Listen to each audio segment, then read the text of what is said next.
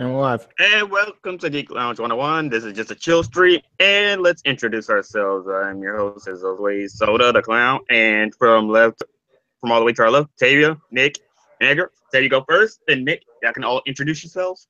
Hello, I'm Travis Boga, and I just want to actually, I got a new mic record for my birthday. Oh, by the way, my birthday actually was this past week, and well, I bet me and I got a new mic, as you can see. So that's pretty my audio quality probably better finally. So let's get started. And Nick. On the channel Nick Lens. I do reviews on comic books, movies, TV shows, and novels. I also do anime, or at least review it.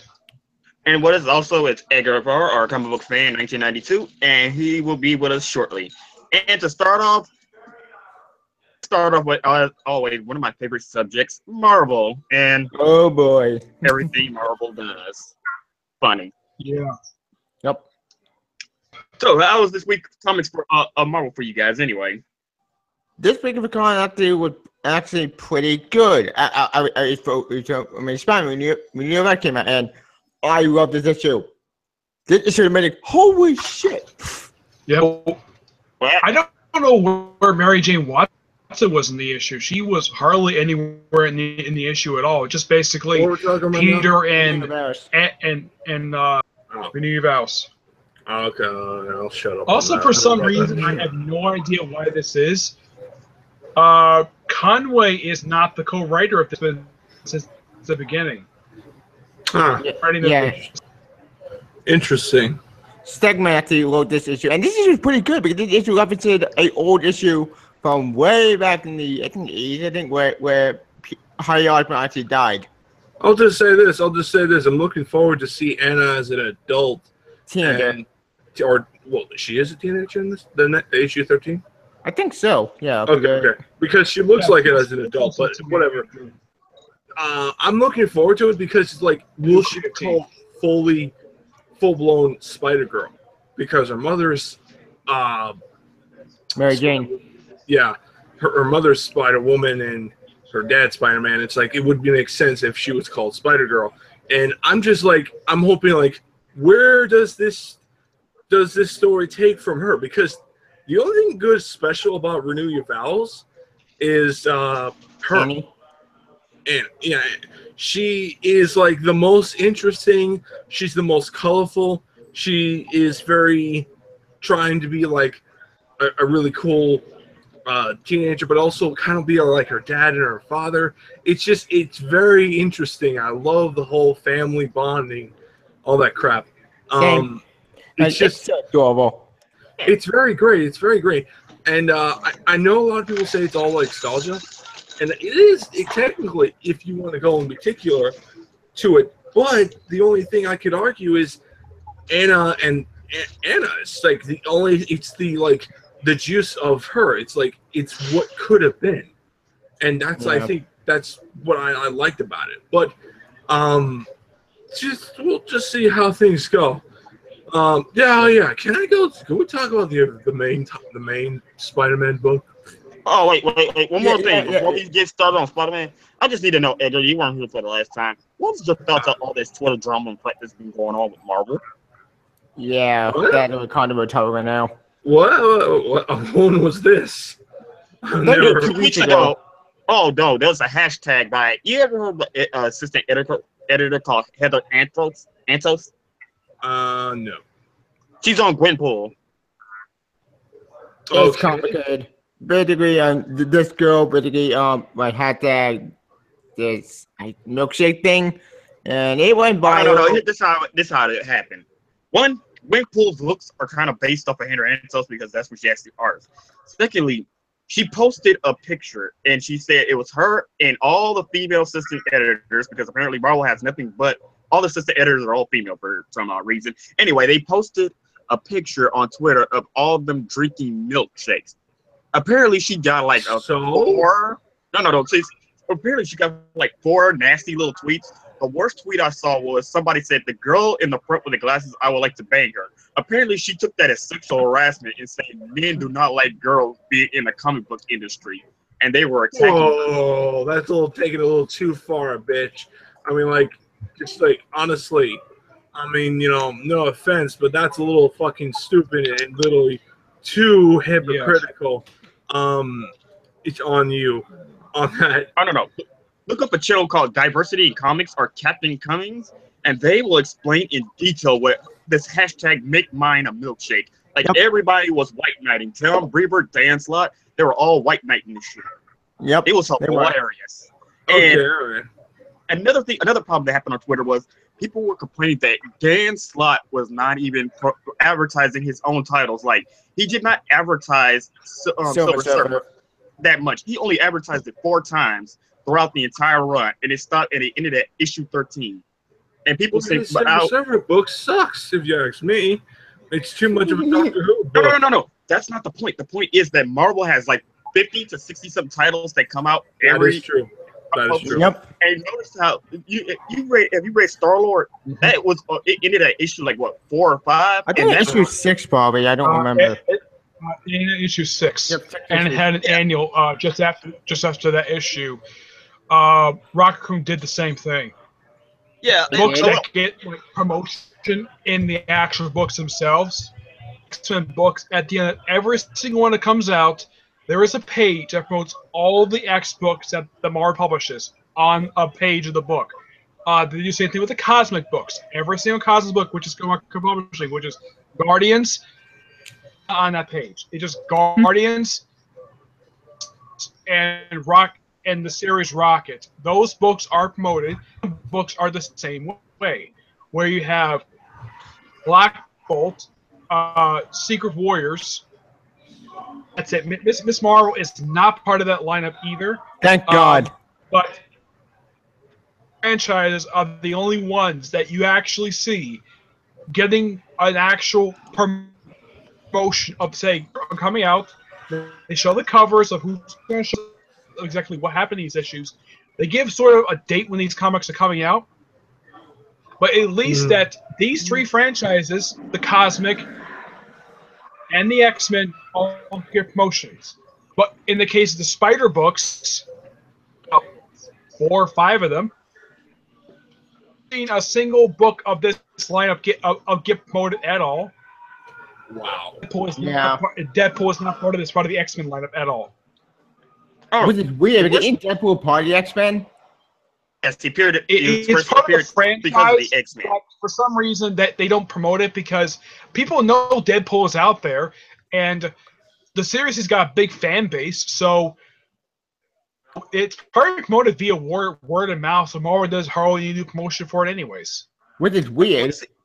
The problem with Marvel is that the social justice warriors and the feminazis, they have basically taken control of the damn company. Because they have. It's ridiculous. Black Panther and the Crew got canceled after its 2nd issue. The ratings for the first issue was so damn low that they canceled this thing. And apparently, the guy who wrote it, I forgot his name because he's black. He is either prejudiced or extremely racist towards white people. Oh shit! I think it's the same writer who writes Black Panther, isn't it? What about America? Who wrote America? No. America's being written by a lesbian. Hispanic lesbian woman who is also equally bad at her job, and some people believe they're only been hired because Marvel has this whole diversity thing going on where they want to promote. They want to literally take where it's popular, and that's fine. See, the problem is that these titles are bad. Like, if you read the Black Panther and the Crew, you could tell that this thing's extremely racist. America, and the writer who writes this, he's clearly a writer, but he let his own views and bias get into the book. The woman who writes America Chavez, she just sucks. Why this is? Well, I actually like the book, but I don't care for the racism in the book at all. And it's sad to say the book get canceled after only 6 issues, which is really dumb. It's kind of what happened with the first series had, and that series got canceled after 6 issues for no reason at all. It just stopped being published. Star-Lord, because they had poor advertisement. Black Panther and the Crew, the only reason it's going to issue 6 is because they're under a deal to make 6 issues out of this. What? A deal? Yeah, it was announced when issue 2 came out that the series was being canceled due to low sales. But they already signed a contract for he already signed a contract to write 6 issues. Basically like Tom King getting his Vision series. Okay, I want to ask you. Okay. Nothing. I almost just want to bring up something, and this is only a rumor right now. Okay. But Nick Spencer, this is something I'm like. I don't like Nick Spencer at all because he ruined Captain Falcon in my eyes, and I will not. I know I will not read. Oh fuck! I'll be right back. Actually, it's another. Yeah, the thing with Nick, I don't know. Is he still receiving death threats after all this time? No idea. No, actually, it's less than death threats and more. Now he's just spilling out his political bias on his own Twitter because I follow this man's. Basically, everything he spews is either about Trump or about what's going on with all these millennials and him also sort of white knight. Tom Braver is just straight out white knight. Up to, but I mean, I've checked the upcoming Marvel Legacy books. The books. The Captain America book is being taken over by of Mark Waid and Chris Simi, the team who did Black Widow. Which actually, I like Mark Waid, but Mark Waid Avengers book sucks. Wait. Can I ask that question? This is Legacy, right? That we're on this new title, or that's Generations we're on? I think Legacy. Okay, this is Marvel Legacy, and it's being restored towards triple-digit numbering. No. I have a question. Has done the book before. He did the book. Last time he did the book was back in the 90s when when the book got relaunched for the second time after the whole crap stuff that happened. He was the first writer before. He got him to Claremont and Dan Jurgens. His run for Captain America is actually really good. Spencer started his run for the Captain America Steve Rogers book. Kybok herself, it actually is the Cosmic Cube from Ron that was destroyed by Cap. Cosmic Cube that was made in the Kybok. Actually, I wanted to know about Marvel Legacy. Is this a time travel story? Because how the hell are these people meeting their predecessors? Generation. I'm still confused about that. Generation time travel story. Yeah, but they don't give explanation of how they time traveled. But only about 3 one-shots really so far. You have the one with first it was Wolverine. The Hulk. No. You have Hulk first, then Jean Grey, then Wolverine. Actually, people are pissed about all new Wolverine because for some reason they basically, I guess Tom Taylor made it out that for some reason that Laura is better than old school Wolverine. Apparently, she can not only beat the shit out of Sabretooth. Even Wolverine had issues before, but apparently she's better at everything than him. Which is actually not true, because Wolverine did hold on against the All right, I'm back. Okay. No. Hey, Edgar, we were talking about old generations and how this is a time travel story, and people are complaining about all new Wolverines because apparently Laura is better than 80s Wolverine. Apparently she can beat up Sabretooth. Something even he couldn't do. That's something. It's just how her character is, and also another thing is, it's coming from her dad. That's always just part of the family. I don't know. About this time travel story is that she does not mention she is his daughter at all. She does not bring up at all. She says she knows who he is. She does not say her name because they don't. She doesn't want to affect the timeline. This is the past and. She doesn't Edgar, want to. You know how many times Marvel's fucked up the timeline? At this point, doesn't even Does it matter? To some extent, yes, it does. Because here. Let me show you a fine example. In the Jean Grey generations, the Jean Grey from the past, the one from the Bennett's all new X-Men, meets the future Jean Grey herself. Ask yourself this: the Jean Grey who went to the future met her past self, who's her older self. That is a time paradox. Yeah, it is time paradox. Apparently, she knows more about her future than she knows than her past self. That is true. The era was in 1980. This was Phoenix Saga because the costume story. Oh, that's what she time traveled to, and of course, they met up with Galactus and Terrax the Tamer. Yep, and then Jean Grey beat Pat. Wait, what? It's so confusing. That Jean Grey book made no sense. Yeah. The nice thing about this issue the Generations Jean Grey one, it ties into what goes on in Jean Grey. The Wolverines one, it doesn't tie into what goes on in the book at all. They just did it because why not? In the case of the Hulk one, why it's all about control, which kind of does lead into what's going on with the with Incredible Hulk 709. Yeah, the writer said it was a setup issue for the for Hulk Planet 7. Hulk. Planet Hulk. But did Paul get blown the hell up? No, it got nuked. No, the city got nuked. The planet did not get destroyed. Yeah, exactly. Then Galactus showed up. The planet was devoured by Galactus. No, Galactus destroyed it. Scar basically tried to save it, and that thing was well, I guess I don't know. Maybe they'll Scar went to Earth, and the planet was defended by Scar's younger brother, Hedro, I think his name is. He's also a son of the Hulk. Wait, After that storyline, it led into the Realm of Kings miniseries, where survivors of Scar conquered Jarrella's homeworld, went to Earth to fight the Hulk. In the Dark Sun Actually, I'm still wondering, why are we retelling the old stories? Like, we're retelling Planet Hulk all over again. That's what I wonder, because that confused me. I don't think we're retelling it. Somehow did Galactus bring back the planet because planet was devoured by Galactus, unless somehow the Scar he's going to is New Sakaar, which is basically Jarrella's homeworld. Actually, this is I have a Galactus theory. the Life giver, or whatever, white version of Galactus. Lightbringer. He's in the Lightbringer. Now, speaking of the Lightbringer, Ultimates came out, ladies and gentlemen, and the final issue of Ultimates. I actually read the letters of why it was renumbered to 100. Why? 100th birthday. That's the reason why. Oh, so they're just giving him a cheap ass renumbering? Seriously? They can't do nothing special for Jack Kirby? I counted all the Ultimate books. Here's the off thing. by about 2 issues. Here's the thing. I think the reason why they're all renumbering all their fucking books is because of Detective Comics and Action Comics all renumber their books just because they did. And it's like a lot. Like, this is the one thing I don't like about Legacy, and you could say this or that.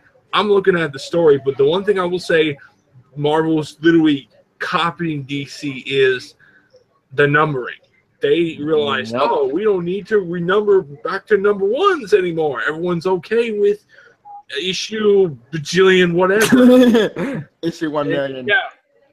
And it's like, okay. And some of these books basically for the numbering makes no sense. Like Punisher 218. And even I can take a calculator and count up the fact that they're way off. Here's the thing. We were way off. We thought they were way off on the Avengers, and they show like the lineup each run they're counting. Spider-Man? Yeah, and same thing makes Spider-Man, Iron Man, everything like that. They're inflating the numbers of their sales. Yep. And of course their sales are literally kind of tanking because they're going where what's out there right now. Diversity. No. Secret Empire is the biggest flop, and they've been hyping this up. And it turned out I'll tell you why that shit is floppy, because the story sucks. Oh wait, you never told us what Nick Spencer did to your Captain Falco. Yeah. Oh, God. Okay. When the day Falcon became Captain America, it made totally sense why. And his first run, you saw him becoming a truly indeed worthy, and everyone was okay with him as Captain America. There was not one complaint. Yep. Like Captain Falcon was awesome. Apparently Nick Spencer hated the idea of him becoming Captain America and literally pushed this fucking agenda down to the fucking throat. And I couldn't fucking read it anymore. And I'm hearing this is if he takes the book, I might consider dropping Spider-Man. And he's rumored to be the next candidate after Dan Slott. If he does take the book, I'll be intrigued about that. I wouldn't because Spider-Man. No, damn it. Supposedly he is.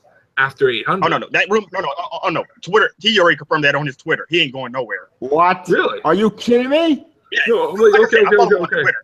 Okay. He already confirmed he ain't going nowhere.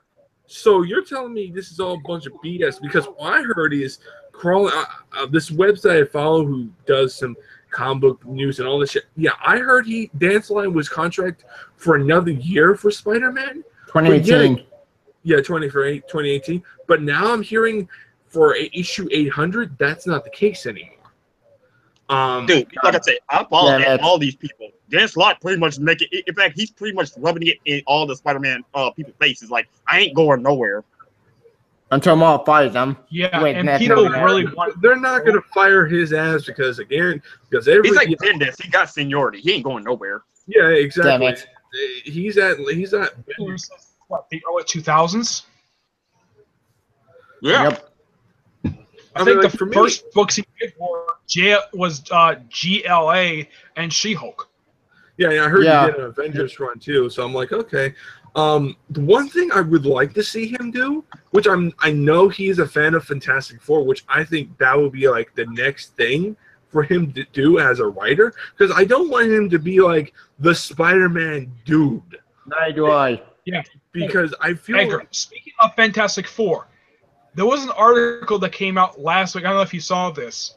I don't know. Okay. Jonathan Hickman himself, he came out and said that the reason why that the title was canceled, movies.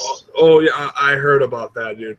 And that's not a surprise because if they released if the comic books of Fantastic Four was still out there, it would suffer on that shit.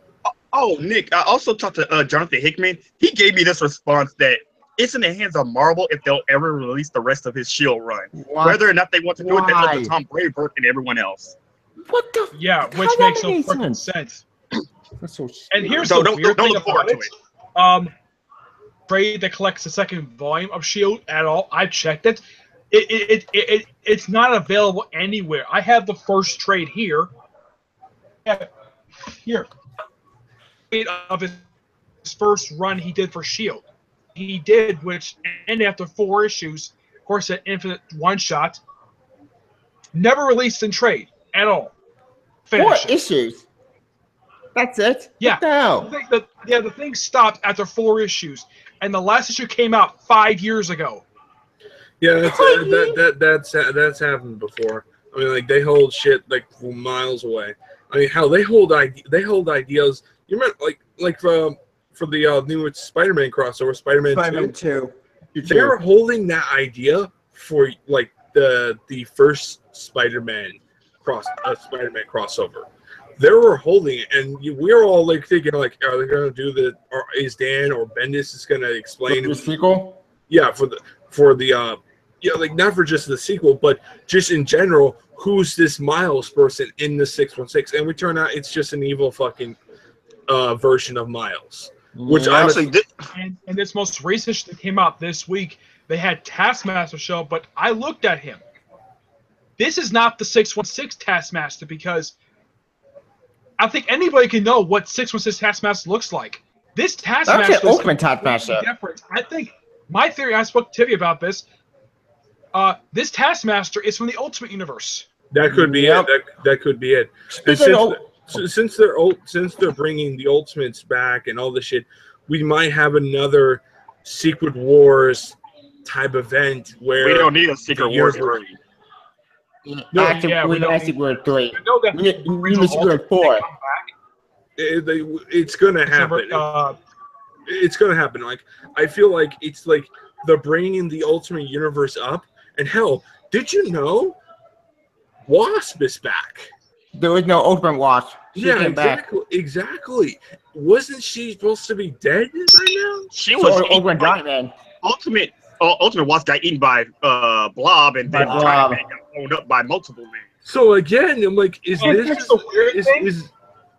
In the issue, they apparently remember their deaths for some Yeah, reason. you I have remember no that. idea how. All of them do. Cap Oh. doesn't remember the fact that he got blown up with a triskelion that was blown by freaking Galactus. For Yep. Iron Man, Oh, and Bendis never explained as how. far as I can tell from him, it's essentially put the same character.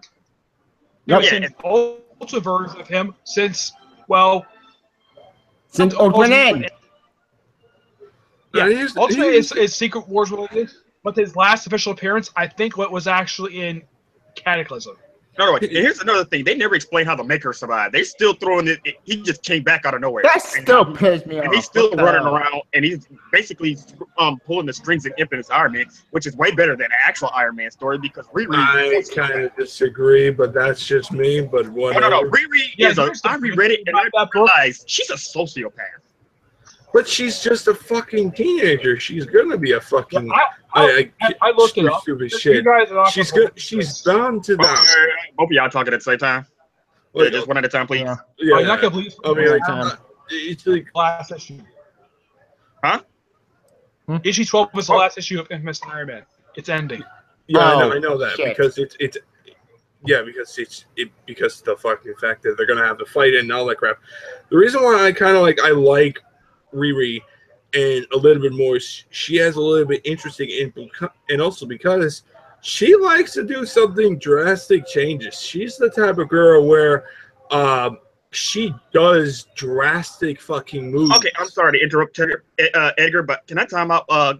When you say drastic, how is going to another person's country and then taking it over and saying you're the queen, telling the generals that you're in charge now? That's not a hero. That's a fucking dictator. That's something. That Doom is would true. do. That is true. But that she realizes that the fucking people that were running it before were doing acting shit. They were just. Yeah, She's just a girl that's just trying to do what she needs to do. That's just how things are. Okay, I mean, what teenager ever thought about going to Oh, Liberia and taking it over? Because it will. The Look, I'm not debating on Baron this shit. I'm not. artist, you know the No. the woman who showed up in the issue. She first showed Besides up in Sharon the Carter, her mom. No, not It talking about was Sharon up Carter. It was up to like The issue. She defeated Lucio Bombardis. Lucia Bombardus. Bombardis. You know the woman who's also a cyborg. Bendis created her back in Secret War. Oh yeah, he Which did does not say that. count as which does not count for Secret Wars. That does not count as 30 for Secret Wars. That doesn't. That thing does that not doesn't count count. in general. But anyway, Any series back has to nothing to do with Secret Wars at all. It's something that Bendis One at a came up time. with prior to Civil War. Oh, fucking you go, Nick. I'm done. Oh no, you can go, Okay. Edgar. We were just saying we were just explaining how Secret War just doesn't exist like that. Also, another thing, like I said, you can go. Like I'm just saying, like she decided to she decided to say, okay, screw it, I might as well take over. Yeah, she's a little bit like a dick and a little bit like kind of like an asshole, but she's like any other teenager with that type of. If you give them that type of power, she will be that. They will be like that. That That's type true. of person. I did say it was a good thing that she started doing good things, like she gave the people food and water and puppies for some reason, and she gave it but it schools. won't. But here's the thing: it won't last. She will eventually. She will probably give it to somebody else. They're about to do the Tony Again, Stark. She already gave it back. She already gave it back in that same issue. She can't. They already said they can bombard us in, but I guarantee you, everything she gave them, it will only last a week. Watch, the moment she leaves, they're gonna whoever's the terrorist group, they're gonna blow that shit up. Yeah, I Oh, can see dude, it happen. that's gonna that was guaranteed. But it's just like for me, I always look at it. It's like kind of like she's just helping out people. I don't know what's the everyone has a problem with her like kind of ruining it kind of like running it for that issue. I mean, like, but besides all that, I mean, the one thing I'm like, okay, this is a bit scratching my head, and this is gonna be very interesting how it all ends, because what's gonna happen when she meets Iron Man and after? Actually, Wait, What's she speaking gonna of Tony do Stark, when he turns on her, because he's already slowly becoming Ultron. yeah, AI Tony's gonna go nuts. Yeah, So she's gonna take him on eventually. exactly, and also she's gonna have to force to revive to, and also, and I'm gonna say this right now. When issue 1 or 2, I don't know, the issue where he met freaking AI Tony. Friday, like the AI Tony met Friday. It was very apparent that there was something off of this Tony Stark, and I feel like the more and more it comes, the more it comes to that point where she's gonna Riri is gonna have to, and I mean have to, get Tony Stark to wake up. Why did AI turn around superior Iron Man? I got weird. We already know because they basically saying the AI is basically Tony Stark without his humanity. He's basically seeing everything logically, and He's superior Iron Man. Yes, he's basically looking at it like Ultron. So the only logical step to save the world is to suppress humans and force your rule over them. Yeah, and Very fun stunning. fact, this is not the first time there's been AI version of Tony existing in the Marvel Universe. It's not. Wait, didn't it also exist in Young Avengers as well at some point? I don't remember. I'm thinking of the one that existed in Superior Iron Man, where it was a version of him from the past where he just had a regular mustache instead of the goatee. Where apparently he made this AI version of himself years ago. And When did this happen? that was the big mystery. This happened in Superior Iron Man. Oh. Oh, and Edgar, if you want When it ended, for some reason, still not bothered to explain how Tony turned from Dick Tony to good Dick Tony. Good question. Answer. We never got an answer. Because sequel what happened. Oh well, because the fact is because Secret Empire was coming and they couldn't fucking have enough time, Tevia. And plus Secret War, not Secret Empire. No, Secret Empire, whatever, fucking ever. It's just like they're not gonna explain it, not until that Marvel wants to. And plus, Tom Taylor's fucking like, I don't want to even have him touch fucking Iron Man again, because the fact is what he did to Wolverine, Laura, in that shitty goddamn crossover. I just didn't want nothing to do with him because I can only imagine him ruining a bigger storyline that should have been a big deal for Iron Man and just literally ruin it. I think Superior Iron Man could have been amazing. I think if it ended the way it was amazing how it ended. Everything was all good. It's just let it be and let someone else take over. Honestly. Oh, Edgar, about your question. Oh, sorry, but your question about the Mandarin. Bendis has also said something again about him. What did he say? He's in the wings. Just know that he's good. He's not further as you think, but he's not closer as well. He's somewhere in the good middle. It's like wait till Riri has finally been built up to a good standard as a hero, and he's gonna eventually come lurking out of the shadows. Like he's basically monitoring her. He's been monitoring Riri. Most damn time. Dude. Yes, Mandarin's gonna make a return. Dude, if he comes in issue 600, I'm fucking done. Dude, I'm done. Because Bennett said before his run over, she will meet the Mandarin. Oh, good God. Now I'm kind of a little bit of losing it because, oh God, I could literally think of so many fucked up shit that he's gonna do to her, and that would be hell. That could be issue 600, where literally she has to go revive Tony Stark and literally get him to help her fucking deal with the Mandarin. So we got Tony Stark. Where is he? We haven't seen him since Secret Empire. Because he's in the fucking vault, remember? Oh, that's Civil War 2 bullshit. All she needs to do is find the vault that he's in and go down there and fucking wake him up. I mean, that's all you need to do. Oh, as far as I saw it, it's in the bottom of what was Stark Tower before it was destroyed by Maximus the Mad. Exactly. So again, oh God, I gotta do it. Look, can you show me can you show me that post, or is it way? You gotta go through. I gotta go through either his Tumblr or his Twitter, and these people tweet a lot. They answer a lot of questions. A big question that people asked when Secret Wars ended. One of the biggest ones was how did Daredevil's identities become a secret again? Show finally explained it earlier this year. With the purple children using some device to wipe everybody's memory of being Daredevil, and yet apparently Foggy is apparently the only person who knows because he told him. Now, I mean, I wouldn't mind if Spider-Man found out that Matt Murdock is they're good friends. Oh yeah. That's the whole idea of basically making the whole identity thing a secret. I think that was basically kind of a reverse, or at least a step backwards, when it comes to the character development of Daredevil, because of what Mark Waid did with him. What Show's doing with him right now. This recent arc where he put on his classic red costume again. Yep. I'm kind of like, when you read this book, it's like there's barely a supporting cast here, and like only a few times he spies classic villains. Oh, supporting cast. Oh, God, like people are supporting cast. Oh, speaking of people are supporting cast, like, okay, what's your opinion on people getting going bye-bye? Okay. To do something real quick. So I just remembered that the war. Oh, I was gonna say that the war jokes and riddles is an 8-issue thing, and somewhere towards the end, we're going to finally get to learn about this whole 3 Joker thing. Okay. Talia, you said we're going to learn about. Okay, all right. Yeah. Before I get to war jokes, I want to ask you this. What's the penalty of Puckett Industries going bye-bye?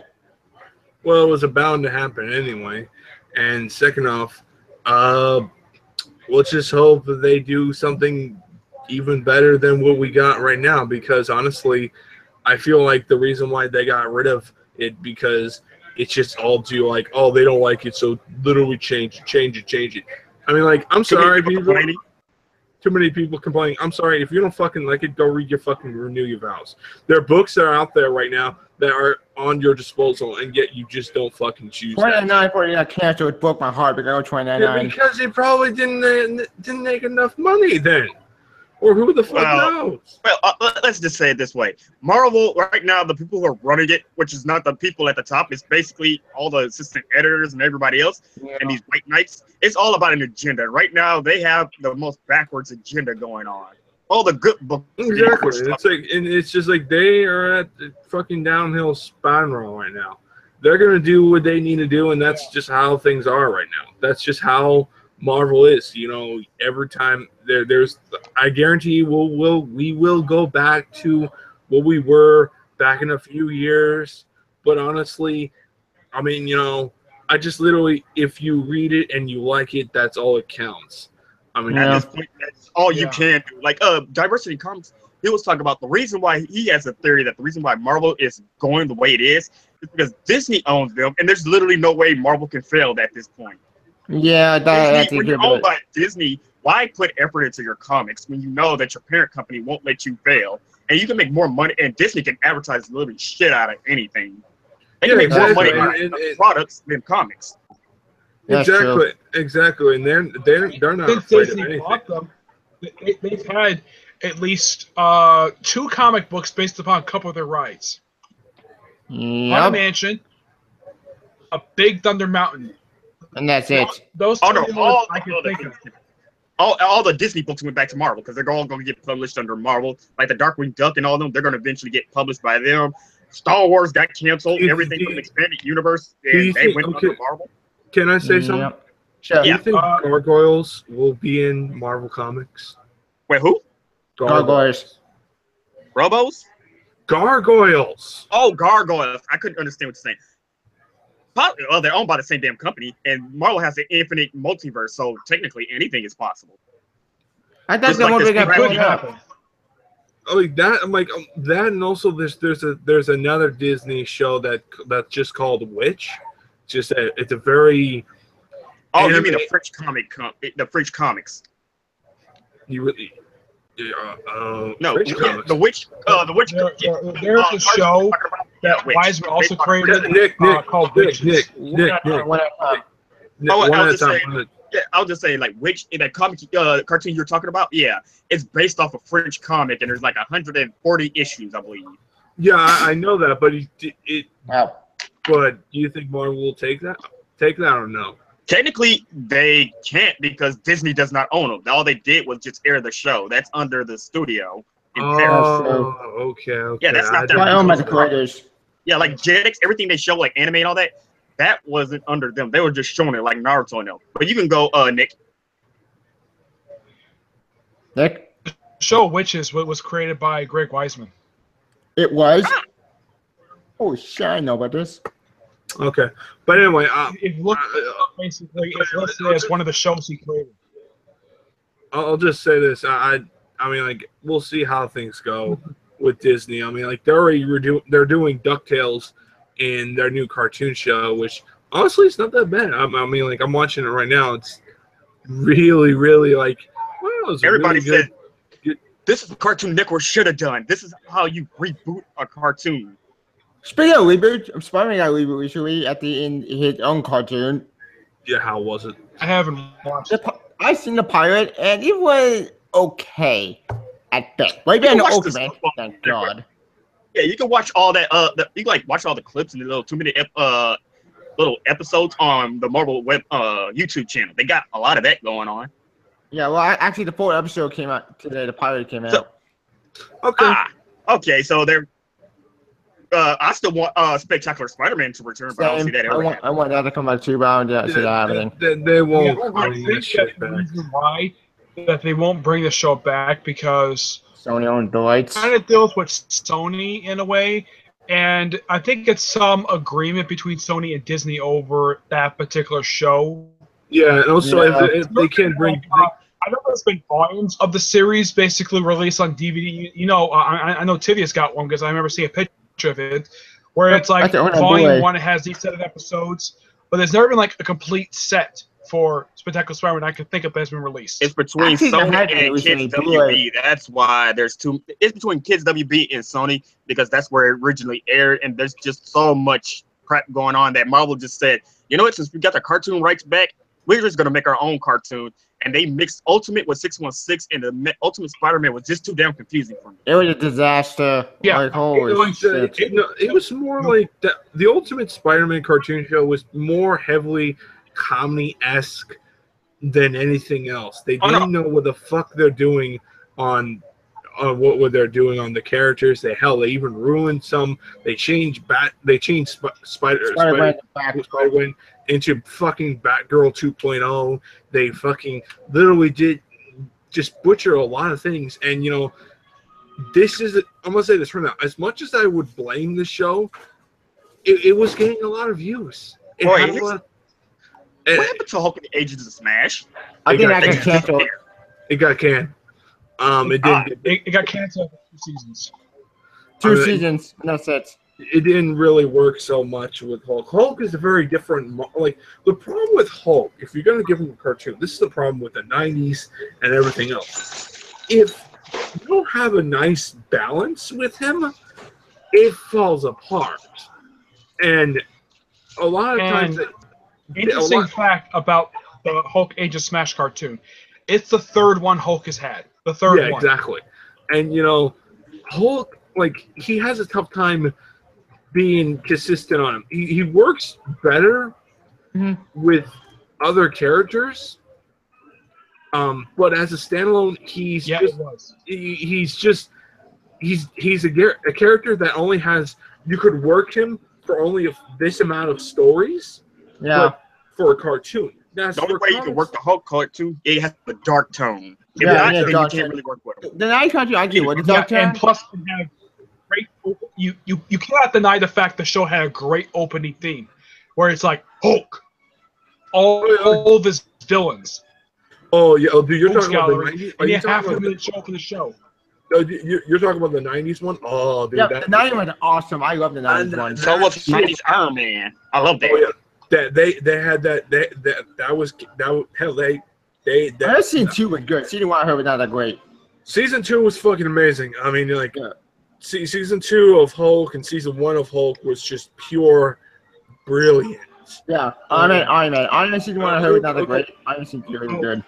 Iron Man guys, fun fact about the Hulk and the Spider-Man cartoon from the 90s. Did you know that there was plans to put Hulk and She-Hulk in the three-part Secret Wars episodes? That could be awesome. Why can't we get that? What happened? They were owned by different studios. And then we had that disappointing. UPN said no. Yeah, exactly. Damn it. And also another thing is, the problem is, with that. It's just it was two different. It was restricted on that, but besides all that, the one thing I liked about season 1 with Iron Man is it had that kid mentality, but it was a cartoon that had some darker, interesting elements into it. And it had a kick-ass theme song, I Am Iron Man. Oh, yeah. I would just say it's the one that has it, though. Oh yeah, absolutely. But it's like, but the 90s shows were really great. I mean, like the Fantastic Four, everything was just fantastic. Silver was awesome. Oh, they were the Hulk cartoon. Who played the Hulk's voice? R2-D2? Right, Tactical. Lou Ferrigno. What? Okay. Oh shit, that's awesome. Right, who was that? Who Played the Hulk in the 90s cartoon. No, I mean, who's the voice actor? I mean, I don't know who he is. He was the first actor who played the Hulk in live action. Yeah, he did. And he also voiced the Hulk in the Incredible Hulk film, right? And he kind of mixed his voice with Mark Ruffalo in the first Avengers film. Yeah, it was awesome. Oh, and Edgar, what was your thoughts on the Nickelodeon Iron Man cartoon? Oh yeah, Toby, shush. I'm talking about this show. Okay. That show gave me scars. Okay. Seriously? Yes. This is a show to me. When I look at that, like when I'm coming down to an Iron Man show, and I'm like, okay, you're doing another Iron Man show. All right, this better be just down more. Tony Stark is an adult and all that shit. It was basically nothing more than pure Spider-Man elements. Nothing but that. They introduced a lot of Iron Man's villains. I will give it credit on that. But the problem is, the Mandarin was no, that wasn't even a fucking Mandarin. The fucking factor is the kid was just the guy who supposedly calls himself the Mandarin. Get his motivation, get all that shit. It was a very stupid show, honestly. The show. What a Mad Max on the show. Pepper was in the show. They made her a classmate of Tony Stark. They're all teenagers for some reason. Everyone was a teenager. Exactly. Yep. It's like to me, something really weird about Madam Mask. They made her Obadiah Stane's daughter. Exactly. Which is even weirder. And I'm like, here's the thing is even more. With that is Obadiah Stane heavily reminded me of Norman Osborn. The way he did. The way he was just. I think they based him heavily off Jet Bridges' interpretation from the first Iron movie. You know, him being in charge of Stark Industries. Yeah, but his that appearance was is based upon Jeff Bridges. That was small essence of it. That I'm talking about the part where he literally went into the Crimson Dynamo armor and literally tried to pick a fight with Iron Man. Whitney had to go fucking stop him, and he's just like, "What the fuck is this shit?" I mean, like, this is not fucking Iron Man. Or when she had to basically pay off the ghost to not kill Tony. And hell, the whole factor of her becoming Madam Mask and having where she becomes a little lovey-dovey with Tony Stark, with aka Iron Man, when he's Iron Man, and it was like that shit were just reminded me of whole Black Cat and Spider-Man. It was just a pure Spider-Man, just reskinned of Iron Man. It's like, yeah, and also for some strange reason, I have no idea why the show did this. Toward the end of the show, they were killing off the villains for no reason. Good. Because the factor of the show was getting canned after season. It was only contract for seasons 1 and 2. There was no plans for season 3. There was I will say this: the show did open for another 3rd season, and I know it has an audience. The show had some good ideas. Like, I love what they did with the Black Panther. He was freaking amazing. Heck, he was awesome. Yeah, and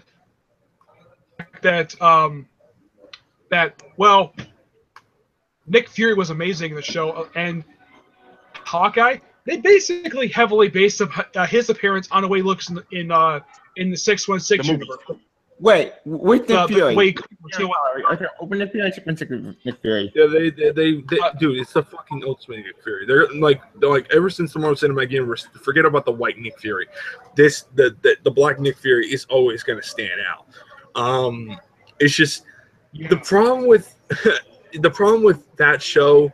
It didn't have the essence or even nail a lot of things about Iron Man. What I want to see an Iron Man cartoon show, I want to see Tony Stark in his adult years fighting villains likes of the Mandarin, Crimson Dynamo, Titanium Man, all that hunky dory shit, Man of Mask, and all that crap, or have his relationship with Man of Mask and all that crap. The only thing I got a glimpse of that was the anime Iron Man, and the only problem with that show, they should have added the Mandarin there. Like he was the leader of the Zodiac.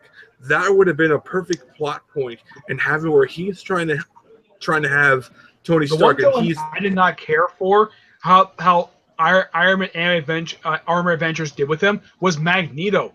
They basically did a terrible job with Magneto. Oh yeah. What's your thoughts on Jean? Supposedly, that she was in that episode. Jean Grey. I've seen that show. She's in that. Yeah, she appeared for that one episode and never appeared again. Actually, you know what Marvel show had, what team actually had a good cartoon run? The Fantastic Four. I love the mid 2000s Fantastic Four. Oh, the one. Oh yeah, that show, like hell, that was a really good cartoon show. The one thing that bothers the shit out of me is where the fuck was Spider-Man? Actually, they showed a lot of people, like they showed Black Man, they showed Squirrel Girl, Mr. Tornado. They had the whole dude. It was so great. Yeah, exactly. They had Iron Man there too. So I'm like, there were great things about it. Max billing in the show. It's based upon the appearance from the Fantastic Four live action movies. Yeah, I know. That was the one thing. Right. That was one thing I liked. They did but they just did it a little bit more better. And the one thing I liked about it is like they have great personalities and they had great sense of humor. It's just they captured Doom and Richard. Doom was awesome in the show. He was awesome. Like this is probably the best show where they showed Johnny and Grimm's relationship with each other. It was so perfect. Oh yeah. I wish it wasn't canceled. It looks like they're going places. Dude, Johnny, I'm like, hell, they're getting a fucking book together. Let's just be happy we're getting some Fantastic Four. Guaranteed. I will say this: you're gonna have a lot of jokes of Ben and Johnny literally fighting each other like old times. Isn't Ben still an agent of S.H.I.E.L.D. trying to go after Doctor Doom? Did I miss something? Huh? Is Ben still going after Doctor Doom? I don't know. I know Ben Grimm was going after Doom, but then Mom started kicking his ass, and he stopped. He just stopped. Showed up. Yeah, here's the thing about Doctor Doom and with him. I don't know where they're gonna lead him. Like I like the fact that he was Iron Man because it made sense because Iron Man and Doctor Doom kind of have this trust and respect one another. But the problem is, okay, you gave him an Iron Man book.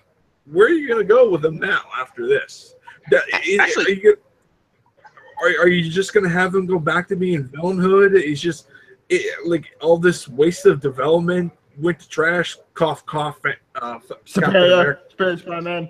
No. I think Bendis got the idea from that What If comic where Doom and Tony switch bodies. What? What if? You mean switch? That was a What If.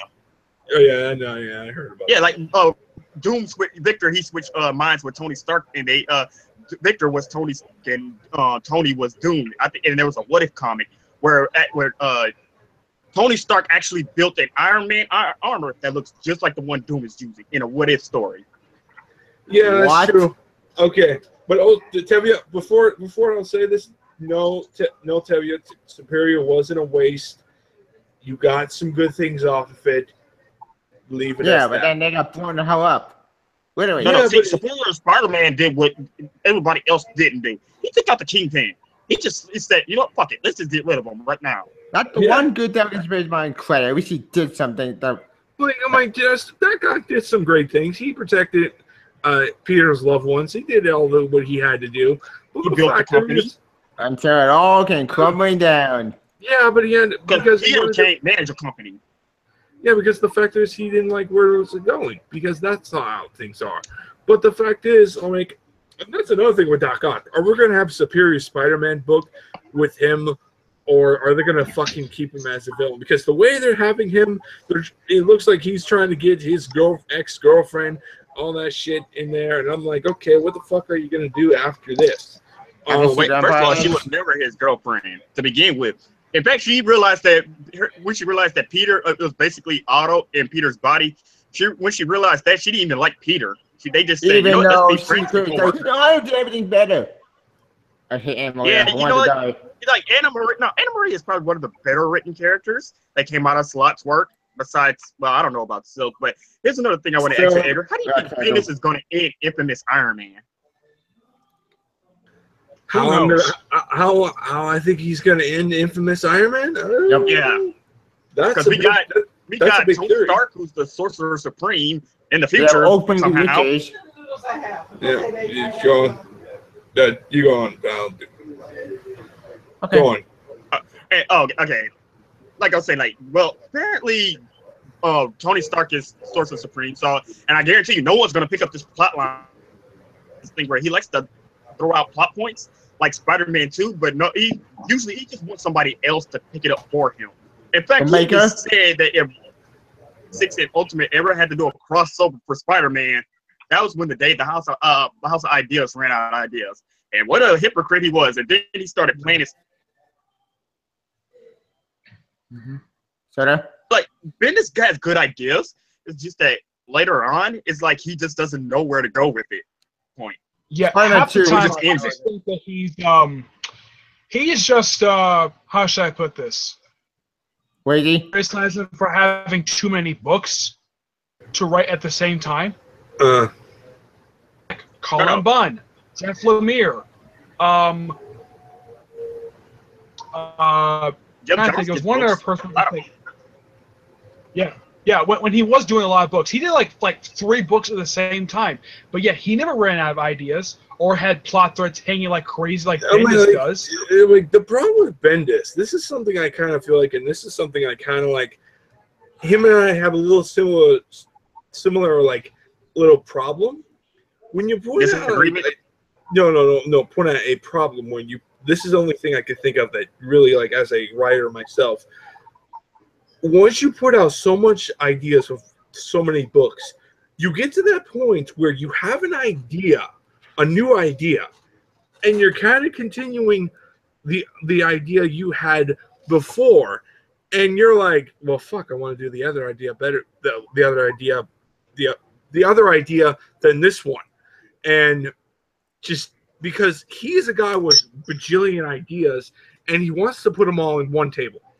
And the problem is overkill. That is overkill to a lot of extent. Actually, Bendis said on his Tumblr, he has ideas that for 2 to 3 years, he has ideas for the entire Marvel universe as a whole. The problem is that he throws this out, and normally most people don't take it. So that's why he kind of write his books the way it is, because nobody wants to take some of his ideas. A lot of his ideas is phenomenal. Like, a lot of it is fucking amazing. But the problem is with him, it's just he doesn't have it where this is where I'm going to do this one first, and I'm going to end it on that note. I'm going to do that project next. And that's the whole thing. And this is what makes me kind of like, okay, it's just where you go. And this is the biggest problem since I think his Ultimate books and his other ones. It's just a lot of his X-Men books. Oh boy! All the X-Men books sucked. I hated X-Men books. No, not all of them, Tevia. Come on. They made sense on the villain. You know, here's the thing: make him editor-in-chief. That way, you can have one continuity. Because this man's gonna keep screwing over everyone else's, and the editors. And believe me, when I say I actually look into this stuff, people literally don't tell Bendis shit. When he throws down the script, it just gets printed. That's it. Nobody stopped him. No editors, nothing. No one checked the continuity. Makes no sense at all to do that. I mean, look what Bendis did. He doesn't have that sway, despite the fact he may be the chief creative officer when he was doing Justice League. I don't think he had that type of sway that Bendis does at Marvel. Yeah, Jeff Johns was Jeff Johns, he basically revitalized Flash and Green Arrow But Bendis did it all on his own, which revitalized the entire Marvel franchise on his own. Name anybody who carried it all on his back. That's why they give Bendis so much sway and let him do basically whatever he wants. Because even though he screwed over the Ultimate book, but the Ultimate book was good. No. He gave us the Avengers. He redid the Avengers, redid the X-Men. He basically created the Ultimate Universe that everybody loved. That got blown up. Yeah. That's because Marvel forced it. Yeah, but there's actually one series he didn't technically start, but he did work on some of the issues for it. Ultimate Fantastic Four. That was actually not started by him. That was started by Mark Millar. And that is pretty good. The order was pretty awesome. They said Mark Millar started, but people like to give Bendis a lot of credit for it. Why? I'll give Mark Millar, even though Mark Millar, I don't trust him in some books, I'll give him credit because he made that book actually fun. Actually, I know Mark Millar also did it with X-Men. And he's also known for creating the ultimate version of Captain America. Ultimate Cap. Speaking of Ultimate Cap may come back. And then he died again. Wait, what? When did that happen? He got killed by the Maker. Yep. Oh, wait, no. What title is this happening? Ultimate issue 100. Even though there is no 100 issues because you count them up, that's impossible. Yep. Yeah, I counted all the Ultimate books, including the ones Millar and Lowe wrote and New Ultimates. I count, it's only 97 issues. Yeah, even with Al Ewing and all them, that still doesn't come close. Well, it comes close. Yep. Like the I only said, way it Marvel comes close will inflate whatever it has to. Count Because Marvel also does this weird thing. They say when they talk about the comic book sales, they say they were doing bad physically. But when you look at the digital sales, it's kind of the same thing. It's actually, I think they're doing better physically than they're actually doing digitally. Like America Chavez, one of the reasons why it sold so well is because they gave out so many freaking free issues. Issues 1 and 2 were literally free. That book is awful. Why won't it get canceled? No, they were trying to get people to read it, and they gave out issues 1 and 2 digitally for free, and people think it's shit. Yeah. The woman who writes it is shit. You can tell she's never. That actually features a fellow young Avenger besides her. The Hawkeye book, the one that features Kate Bishop. That book is awesome. Yeah, isn't why am I hearing rumors that the book might be getting canceled? Wait, who's writing the book? Who's writing the book? I have no idea. Kelly Thompson. Oh, wait, is that a man or a woman? Woman. It's a woman. Well, I know I don't have faith. Well, all I know is this: I have no faith in the Runaways because I guarantee you this is going to be some one big social justice political mouthpiece. Ain't Powerpuff Girls don't see it again? I know that. They rechanged so many of the characters and they gave them some of the most generic backgrounds. When you read the characters, where even though she's basically a female version of Clint Barton, but essentially she's her own.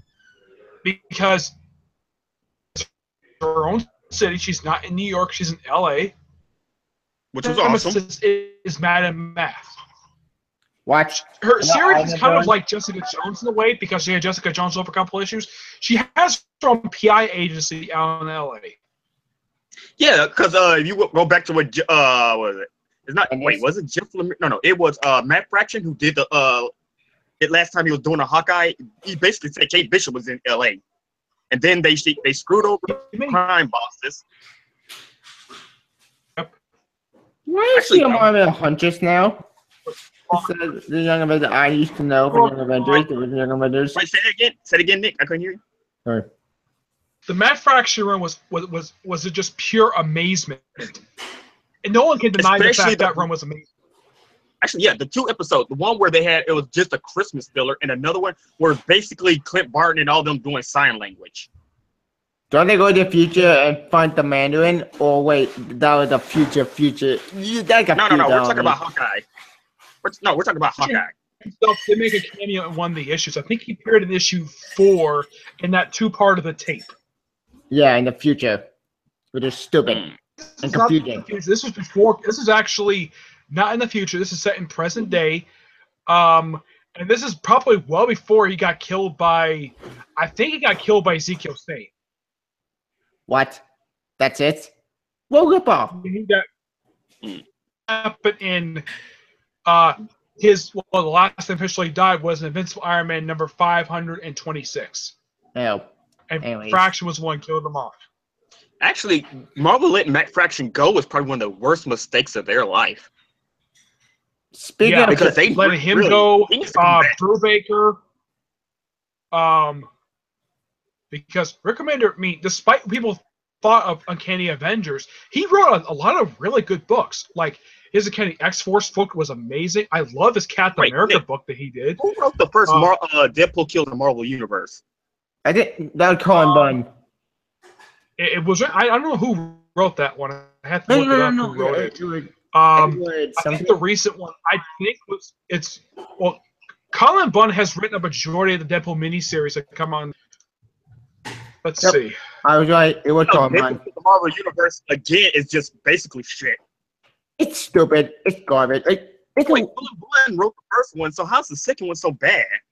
What Deadpool? I have no idea. Deadpool killed the Marvel Universe too. It's just pointless. You could hang on. I thought you were Deadpool was dead and Deadpool killed Deadpool.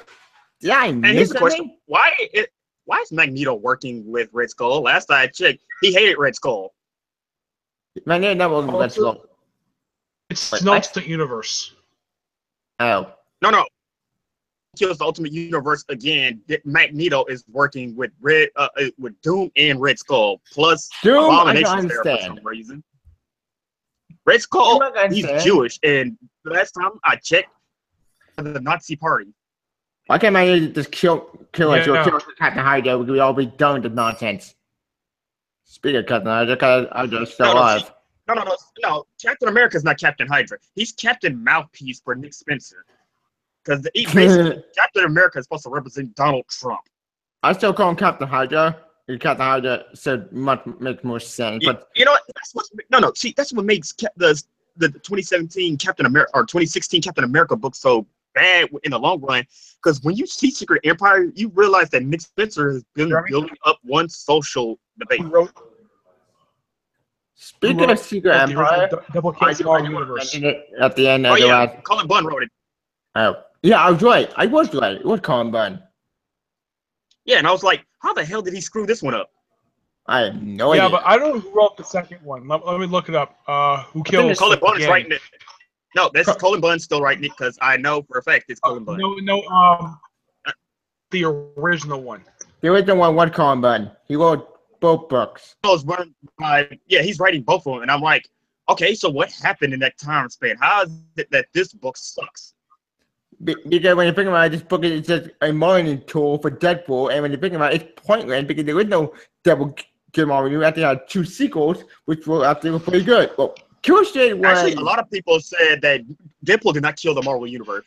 The Marvel Universe was being killed alone. Their characters were being killed long before Deadpool decided to do it again. And you know what? I believe him. Yeah, and apparently this miniseries was so good that it spawned 2 spin-off ones that are kind of set in the same continuity. Well, there's also Punisher kills the Marvel Universe, and the Avengers kill the Marvel Universe. And Wolverine kills the Marvel Universe. And Spider-Man created the Marvel Universe. For a sequel to Deadpool kills the Marvel Universe, Deadpool Killology. Yeah, it was Deadpool illustrated, and then Deadpool killed Deadpool. He kills basically characters from literature. Actual literature fiction fame. Actually, did the Deadpool kills Deadpool miniseries, which that was awesome. Deadpool kills Deadpool was amazing. Practically everybody. The only alternate version of Deadpool who didn't die in that miniseries. I think it was the Ultimate Universe. The Joe Kelly killed off. The Joe Kelly.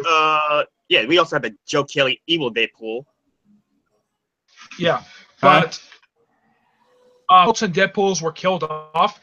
But if you read that miniseries, there's one Ultiverse Deadpool who was missing. And I'm like, why not throw him in, even though he's technically not Deadpool? Why not have him throw him in and have Deadpool kill him?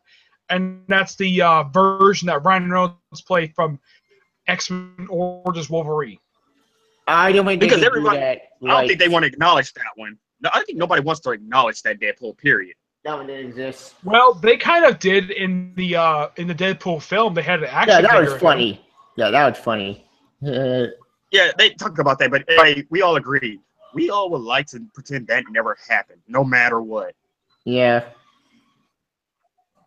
Which also leads me to The one remind. Ultraverse Deadpool that was introduced in that miniseries I really enjoyed was Panda Pool. Him I thought was really hilarious. Yeah. He was best one, and it's sad he Yeah, died. that's a But you know what else? galactic pool. Did anyone actually answer this? I know some people never could find an answer to this question. Whatever happened to the evil voice that was in Deadpool's head? Because once Deadpool kills Deadpool happened, that voice never showed up again. That did bother I have me. no It idea. was the evil Deadpool voice. In fact, I probably should ask Colin Bunn what happened. Yeah. Anyways. I know he did. There was a series that came right after he did, and this series was amazing. Deadpool versus Carnage. That was the pure amazement of miniseries.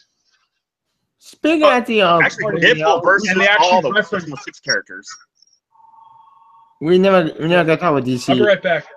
Sorry. Actually, yeah, we can talk about DC because there are a lot of great things came out of DC. Yeah, indeed. Speaking of what tell my all-time favorite title in DC right now? Superman Oh, you mean and Super Sons. actually? You were talking about. Everybody said they loved the cover because the cover actually had something to do with what went on in the book. Yep. Which, actually, I was kind of wondering. Well, okay, so this issue and the last issue are basically filler titles by different writers. Yep. And here's the 2 issues before issue 20 were amazing because it's basically a road trip, but it's about Superman to something about history, and I love that. You got history buff. It's great. Take note, Marvel. I would say been loving what's going on with Green Arrow because at least they're keeping it straight up that he's actually calling in the Justice League for help. That he realizes this is getting way too big. Not a fucking piece of shit Batman ripoff.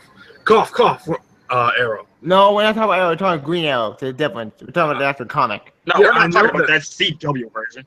I'm just saying, like, not like because they did that, they kind of made him into that version, the comics a bit. In the New 52, they did Oh no, it. the Charlotte Fulton went before he get owned by DC. Yeah, it was basically a Batman ripoff. Yeah, let's say whatever in the better ignore. I mean, like The Arrowmobile, the Arrow Cave. Yeah, exactly. And like it was just like hardcore Batman fucking. Like I just look at that. But we might be getting Captain Marvel. Huh?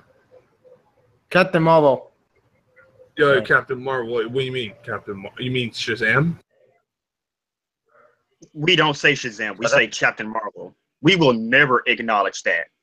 I'm so congratulated today. I'll never call him Captain Marvel because if you say Captain Marvel, I look at Marvel's version. But I hate the word Shazam because you can't actually say his name without actually calling down the Thunderbolt. It kind of is stupid. Then why call him Captain Marvel? Because you have another version of your competitor has the same name. Why the fuck? Actually, he Even did a the Boston title Comics is own Captain Marvel, but then they got sued by DC, National Comics. Then They Marvel lost the rights, and it was a complete legal nightmare. Basically, the lawsuit took 10 years, and by the time that Charlotte Fulton basically went bankrupt, so they sold the character, and then DC basically would never let him outshine Superman, no matter what. Yeah. That's the reason why I say they never give him his own full solo title again because they don't want him. Because I think DC realizes Captain Marvel can easily go toe to toe with him. Yeah, you can. And also, Wait, like he Josh? was like, hell, like, can I say this one thing? He Sure. was even bigger than Superman during that time period. He was. That's true. In fact, he was the reason why Superman got the ability to fly because Captain Marvel could fly. Yep. I So they mean, just like, gave Superman the but yet again, what about the Marvel scandal? What about that? Oh. Which scandals? Because there's too many. There's way too The many. Marvel scandal between Captain Marvel and the Marvel. They're both the name Captain Marvel. Oh well, that time they actually tried it. They did it through. I know they did it through the Comics Court where they actually made the 2000 whenever Carol Danvers basically started calling herself Captain Marvel. They made sure that she became a flagship title.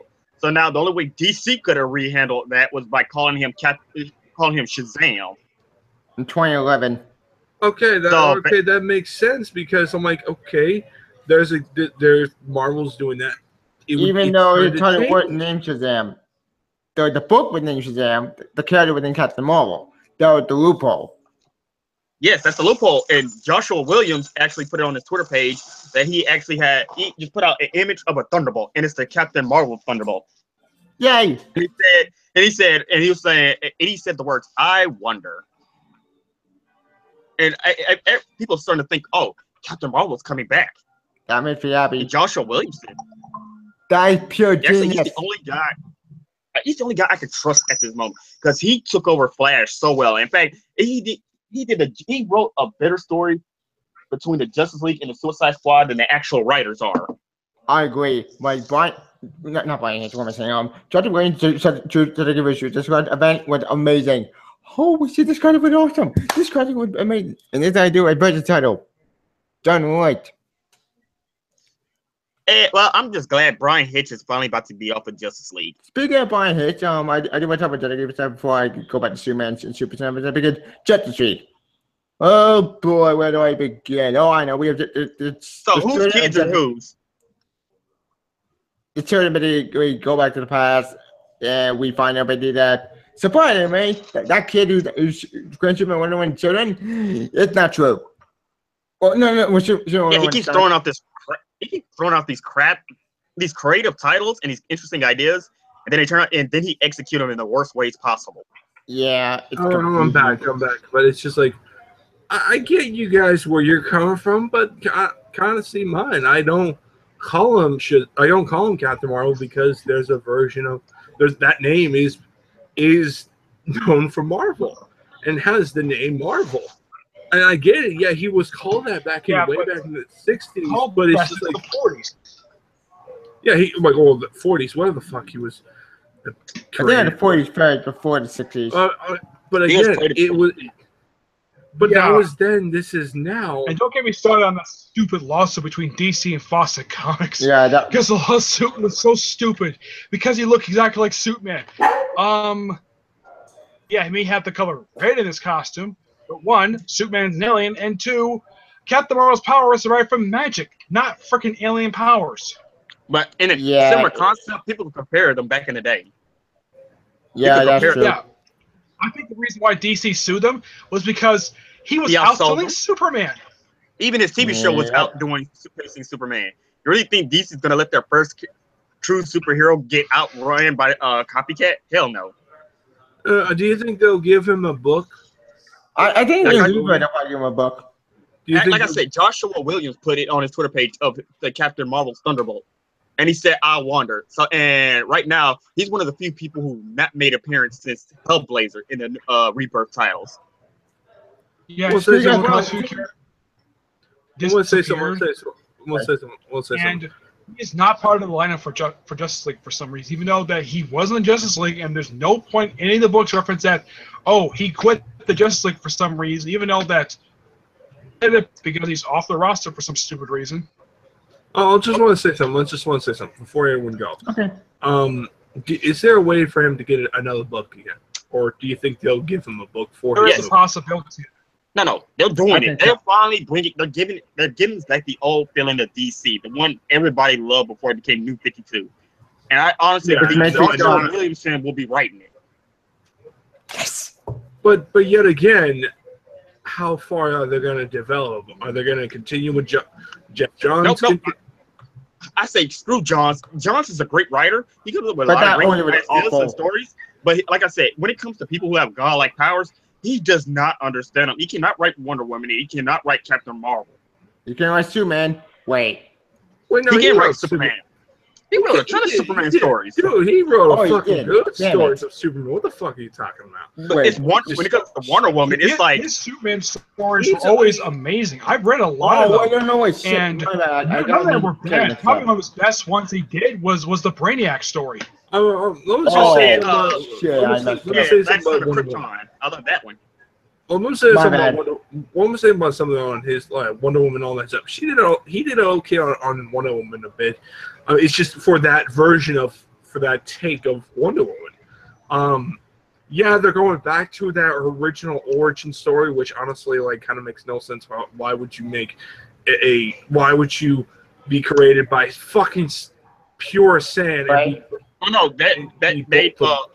They stuck with the Brian as well. They stuck with the demigod stuff. Well, I don't know about that. I don't know. Well, are you sure? Because last time I checked in the Rebirth books, she's trying to find who she is, and honestly, I kind of dropped that book.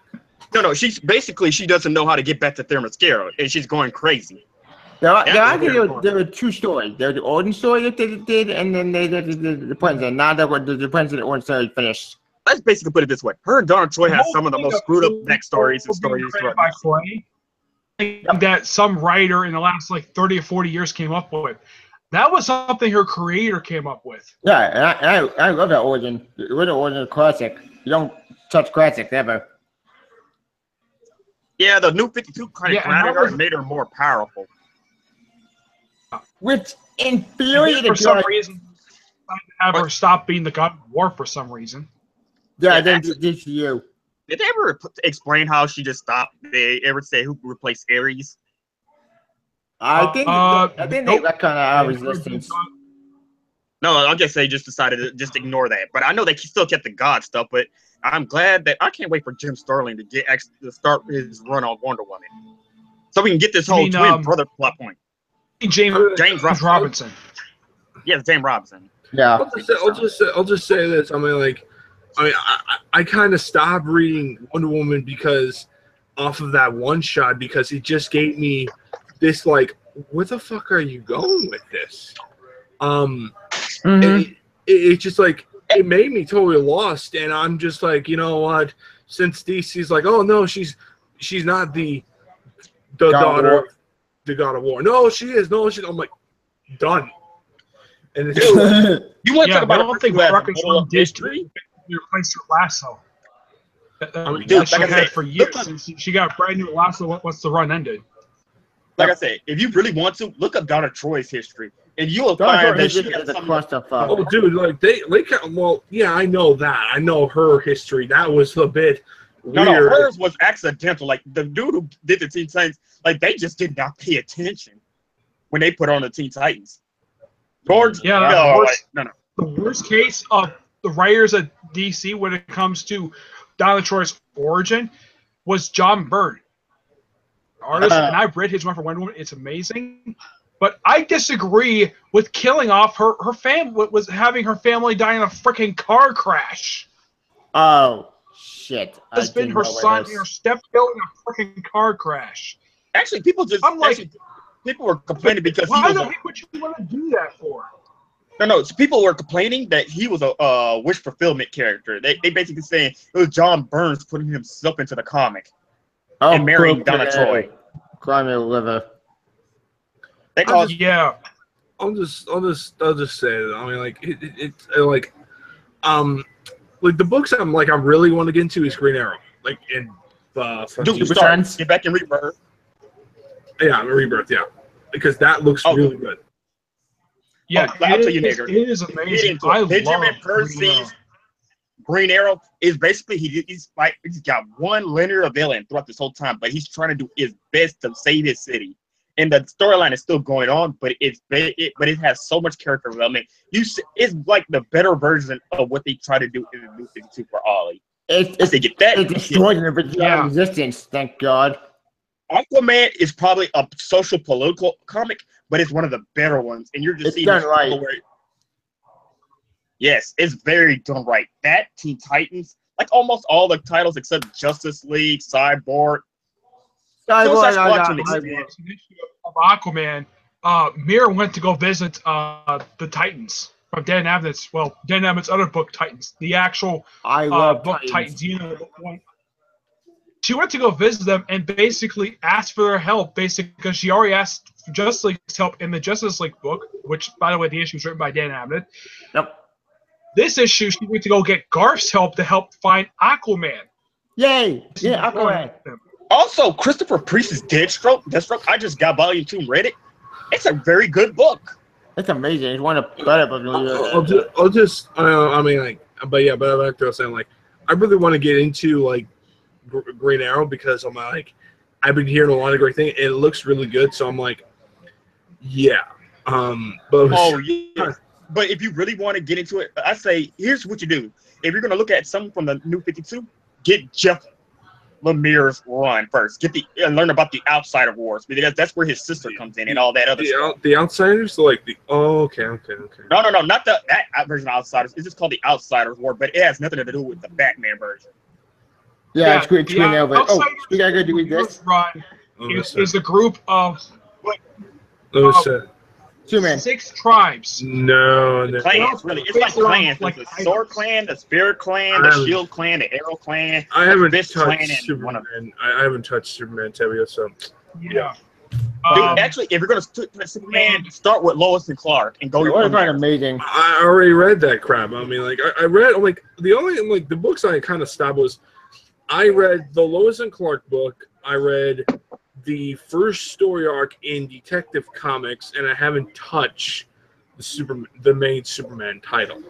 Touch Superman, touch Action Comics, and in fact, next month we're finally going to learn who Mr. Oz is. It's Mr. Oz.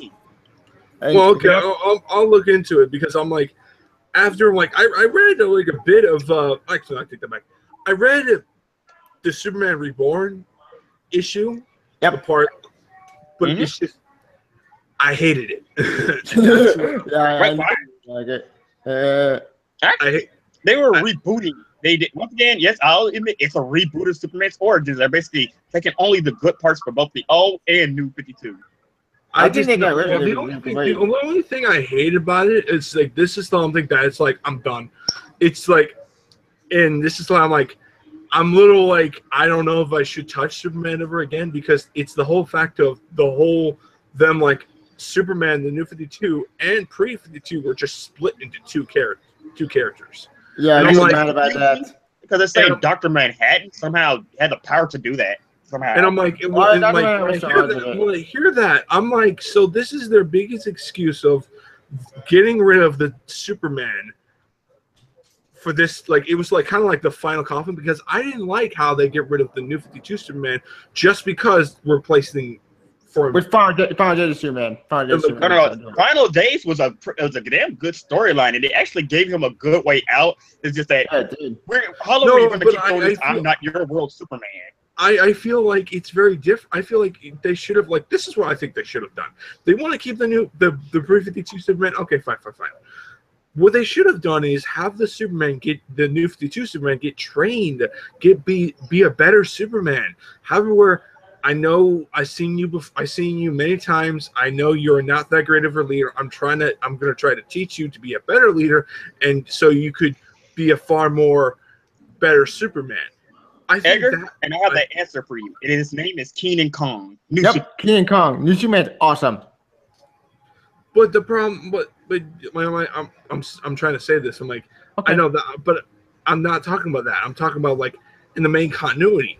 Why couldn't we have a passing of the torch type story where the New 52 Superman is getting better? He was very ignorant, very cocky and an asshole, but he matured. He grew up. Yeah, he was. Are you saying like what happened in Infinite Crisis, where basically Earth 2 Superman realized that what his plans and visions were for Earth 0 was basically wrong? No, I'm talking about New 52 Superman. I'm talking about. Oh yeah, it's kind of like what's going on in Infinite Crisis. The reason why Superman, the way he was in that particular run, why he was acting so. Yeah, because I heard one person describe him as very pissy. It was because of how Chuck Austin wrote him in Action Comics. Oh yeah, Chuck Austin wrote that. They wanted to change. I never read that. They never. I have. Basically, Chuck Austin revived something that. Very stupid to revive modern day. The rivalry between Lois Lane and Lana Lang over Clark Kent. What? Wait, was Chuck Austin during that run? Go on, Nick. Go. During the run where Clark is basically injured. He's basically recovering at Lana's house, and Lana did. But she basically took off his clothes, despite the fact he's a married man. Basically, he wakes up butt naked in a bed at Lana Lang's house for no reason, and apparently Lana wants to bang him despite the fact he's a married man. What the? Who Yeah, wrote this exactly. crap? It's Was just Austin the guy who also wrote that retarded Superman takes a walk across America run? No, Issue- No, that was not JMS. That was JMS. but I mean, Okay, like, I was like, yeah, that was like the one everybody agreed that was like one of the worst issues ever to happen to Superman. Besides the Yeah. porno. but again, I mean, like, I like the new 52 Superman. I thought he could have been better. I just feel like he could have had a better writer. Sendoff. Dude, Yeah, he no, not a better. basically terrible running at the beginning because Grant Morrison Grant and Morrison was George really Perez, they both did, like George Perez, from what Nick told us, George Perez had no clue what Grant Morrison was doing. So he had to try to figure it out. I get that because they were trying to change him because they don't want to have him be the same Superman from the older comics. The question asked many times: is appearance is like, are the kids dead? Are they alive? Are they dead? Are they alive? They kind of have, and they show that both the Kents are dead, and they kind of made him a bit of a Batman type of scenario. Made him a little bit dark. Made him this and that. Which honestly, like, I kind of wish like Martha would have been alive. That would have been Martha should have still been alive. I hate that the kill both. Just say his dad had a heart attack like in the old universe, and Martha was still around. No, I would have been okay with that. But the problem is with the new 52 Superman, he just had so many problems. Scott Snyder, his run on Superman should have been the main Superman title. Was that Superman Unchained? Wasn't that issue made him that it was that. It was Jim Lee's fault, mostly Jim Lee's fault because of the artwork. Like because Jim Lee loves taking sweet time doing a book. Like the last time we did it prior to doing Superman Unchained, where the book was late because it was his fault, and people forgot it existed. Was All-Star Batman Robin the Point Wonder. Like All-Star Superman, people forgot All-Star Superman existed until another issue came out.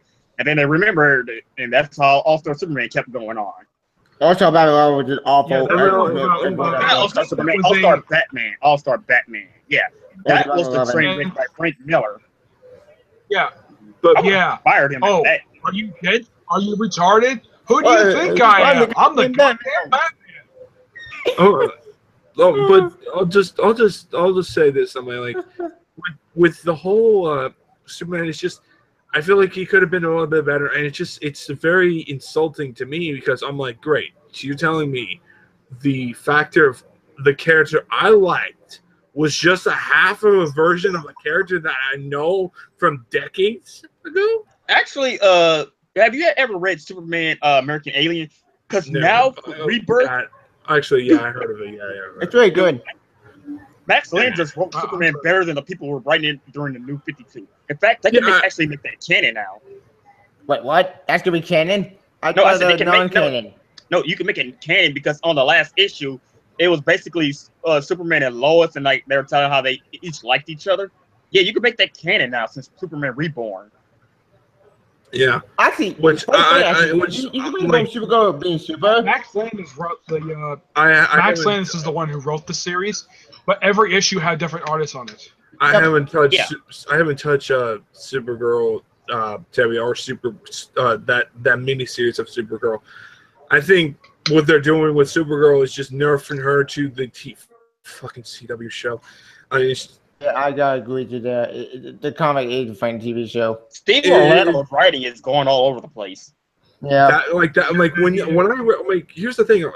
I was gonna get into Supergirl. I'm like, okay, I haven't read Supergirl. Let's get into it. Shit. When I read it, I'm like, fuck this comic and fuck DC on that shit. You put this TV show, this fucking Mary Sue bullcrap shit, is literally bullcrap.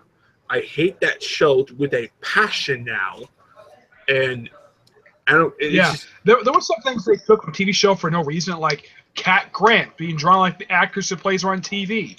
Yeah, her working for the DEO. In this universe, except in the regular DC universe, Cameron Chase is the head of DEO. On the TV show Supergirl, it's head by Mark, who is nowhere in the comic, by the way. What is referenced? Yeah. Nobody's seen him since Rebirth. One-shot crossover with Marvin the Martian, which, according to Aaron Lipsey, I actually met the guy. Did the artwork for that issue. It was amazing. And Ooh. I asked her, like, where was he? He's like, oh, yeah, because I did him recently in that one shot. That's the most recent thing Martian Manhunter has done.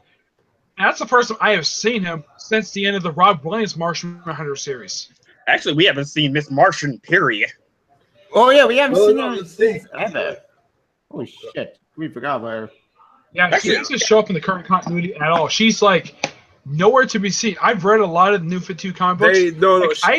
She only appeared she has appeared once In a photo of Teen Titans. In the photo of Teen Titans. And there was a concept artwork of the artist before he left of Miss Martian coming into the new Teen Titans book that Damian is in. You didn't want to go be in the book for yeah, but I guess change of plans. Hell, Wonder Girl disappeared. Wonder Girl, man, yeah, and weren't they? What the hell is she? She last time I checked, she was going into that one fucking storyline with her fucking ex-boyfriend, which connected on her Trigon. Yeah, no, not Trigon. Their armors, their little battle armors. Yeah, battle and it's just like, and the last appearance was in that one-shot Newtown showcase that came out last year. That was her last physical appearance in the comic book. Awesome. That story made me care about this Cassie. Actually, I was wondering, how can they bring Superboy back? Because you can't bring Con-El back. Actually, I think personally Superboy is kind of toast right now. Because no. I actually no way. How to bring him back. Here's my theory. Wow. Oh, good. Let's my theory was in my Mr. Oz video, which I did a video and who the name Mr. Oz is. My theory is kind of can't get trapped with Tim Drake. The same theory, the same cell that have particularly Bart Allen in it too. Bring that. Bart Allen, I think he's in the Speed Force, trapped like Jay Garrick. He's with all the other speedsters. They basically that's there. That's again a which Bart Allen. We're talking about the new one, or we're talking about the new we're talking about the old one. The one that disappeared during Flashpoint. Yeah. Okay, he's cool. I wouldn't mind that. I mean, like, that's something I kind of like, because the one thing I hate about the Bart in the New 52 is where when we find out what's his true colors and what he's all about, he became such a fucking unlikable fucking person, which honestly that really pissed me off, because I actually thought he was really cool at a certain point where he was actually like, well, he's very, very interesting. He's different than the other one, but I'm okay with this until we find his origin. Literally, one made me hate the character. And actually, enough choices to die. Actually, the button gave me hope to bring these characters back, because if Jay Garrick is in the Speed Force, that means Mac Mercury, Johnny Quick, Jesse Quick, Liberty Bell. Yeah, well, I'm not Wally Kids, because we're just been basically confirmed. They really don't exist anymore. Damn they it! Just don't exist. Shit. And we're going by Rebirth. They just don't exist.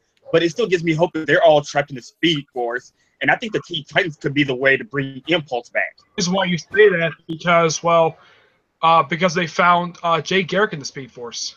Yeah, and I'll say like all the speeds, because it started with Wally. First, Wally came from the Speed Force. Now we know Jay's in the Speed Force, so it's only a logical conclusion that all the speedsters are trapped in the Speed Force. So what are you going to do with New 52 Wally? You can't shoot. Actually, you can't. They're going to make him. You already have two Wallys. They're both their own That's person. True. John, thank God, John's retcon that shit, so it actually made sense. Yeah. And Barry and Wally has not met up with Iris yet. Yes, he's still holding back. He's still holding back on that. He actually met her, or at least he's been giving her flowers and stuff. She just doesn't know that's Wally, and she probably doesn't have a memory. Yeah, so, I know in the latest issue of The Flash, basically, I know some people were not very happy with the fact that Iris and Barry broke up. Oh yeah, that happened recently in the issue. Then Kafan. You gotta read The Flash. There's one person who's actually had a good run with the New 52. The Flash, except the. I've been meaning to read The Flash, but this is the problem. It connects towards the Pre-52, and Rebirth, and then fucking Flashpoint and all that shit, and I'm gonna have to read all that stuff before. Actually, you don't need to read Flashpoint at all. Well, it connects to that point. It's like No, that, actually, no. You do need to read Flashpoint because that's the whole point of the New 52. Oh yeah, it is. again, like, and also before that too. So I'm like, if I'm even like, I'm a guy where if I'm going to touch a character, I need to know this. Now, there's certain points like Rebirth, like with Green Arrow, like I could get into him or into Batman or whatever. You just need to know a few things, and that's it. Or Super Sons. Yeah. Or Yeah, just and the thing about but for me, people, with Rebirth, it's the whole thing with Reverse Flash is connected to Barry, where Reverse Flash time travels to the past to kill Barry's mother. Johns came up with. Yeah. And they just took it up, but they actually gave Professor Zoom some more depth with that. They did. Back then he was just a crazy guy. He was just a fan that, oh no, he saw that he was going to become the Flash's enemy, so he went insane and fought the Flash for no reason. I mean, like, but in the original Earth 1 continuity, he killed Iris. Yep. Oh yeah, did. and then the Flash broke his neck. Yep. I mean, like, the one thing I will Iris say about back completely out of nowhere, apparently she was sent to the future instead. the one thing, okay, all right, that's interesting. Yeah, having Charlie Barry Allen. Actually, like I said, if you're gonna get in the Flash, after Blackest Night, just read The Road to Flashpoint by Jeff Johns. It basically will explain it. The books I'm kind of interested. I'm been meaning to get back into Green Lanterns. It's amazing. Oh, I know, Yes. I know. I Sam heard. Humphries is an awesome guy. I heard some really good shit in there. I'm like, oh shit, damn! I really am missing out on some good shit. Just there's some great things, but there's other things I'm like, I don't know if I should touch that, and that's Superman. That's like, ever since like I fucking read and just Superman Reborn, I'm like, I'm practically kind of done because that's kind of like worse than what they did to Superman on his like killing the New 52 off, because it's like, okay, you're telling me I read this character for practically for nothing, and it was just nothing more than a completely Like I said, after Rebirth, they kind of made Final Days of Superman moot as a comic. they kind of fun as Superman kind of like point out to Superman Reborn. Dude, read Superman and read Action Comics because they both great. Superman basically focuses on the kids. Action Comics focuses on the Superman mythos and everyone else, and they're both damn good. I'm gonna say this. I would love to read that stuff, but it's like, again, I don't know if I should, because the Superman, that problem with me and the whole with DC's choice on the way they treated on New 52 and also pre-52. So Action Comics bring that up. Action Comics constantly bring that whole plot point up at all times. They did. In fact, all of Volume 2 was just basically resolved around who's the other Clark Kent. Yep, and they were amazing. And like I said, you can read them. They're great books. It gives you that feel-good vibe. It gives you a feel-good vibe. Oh, Edgar, especially the recent storyline where you have the Superman family take on the Superman Revenge Squad. That was an awesome story. Oh no! How about this? When they found the losers, when they found Sarge, what's his name from the losers? Sarge Steel. Yeah. No, not Who Steel. would have thought about seeing some of Jack Kirby's old creations again?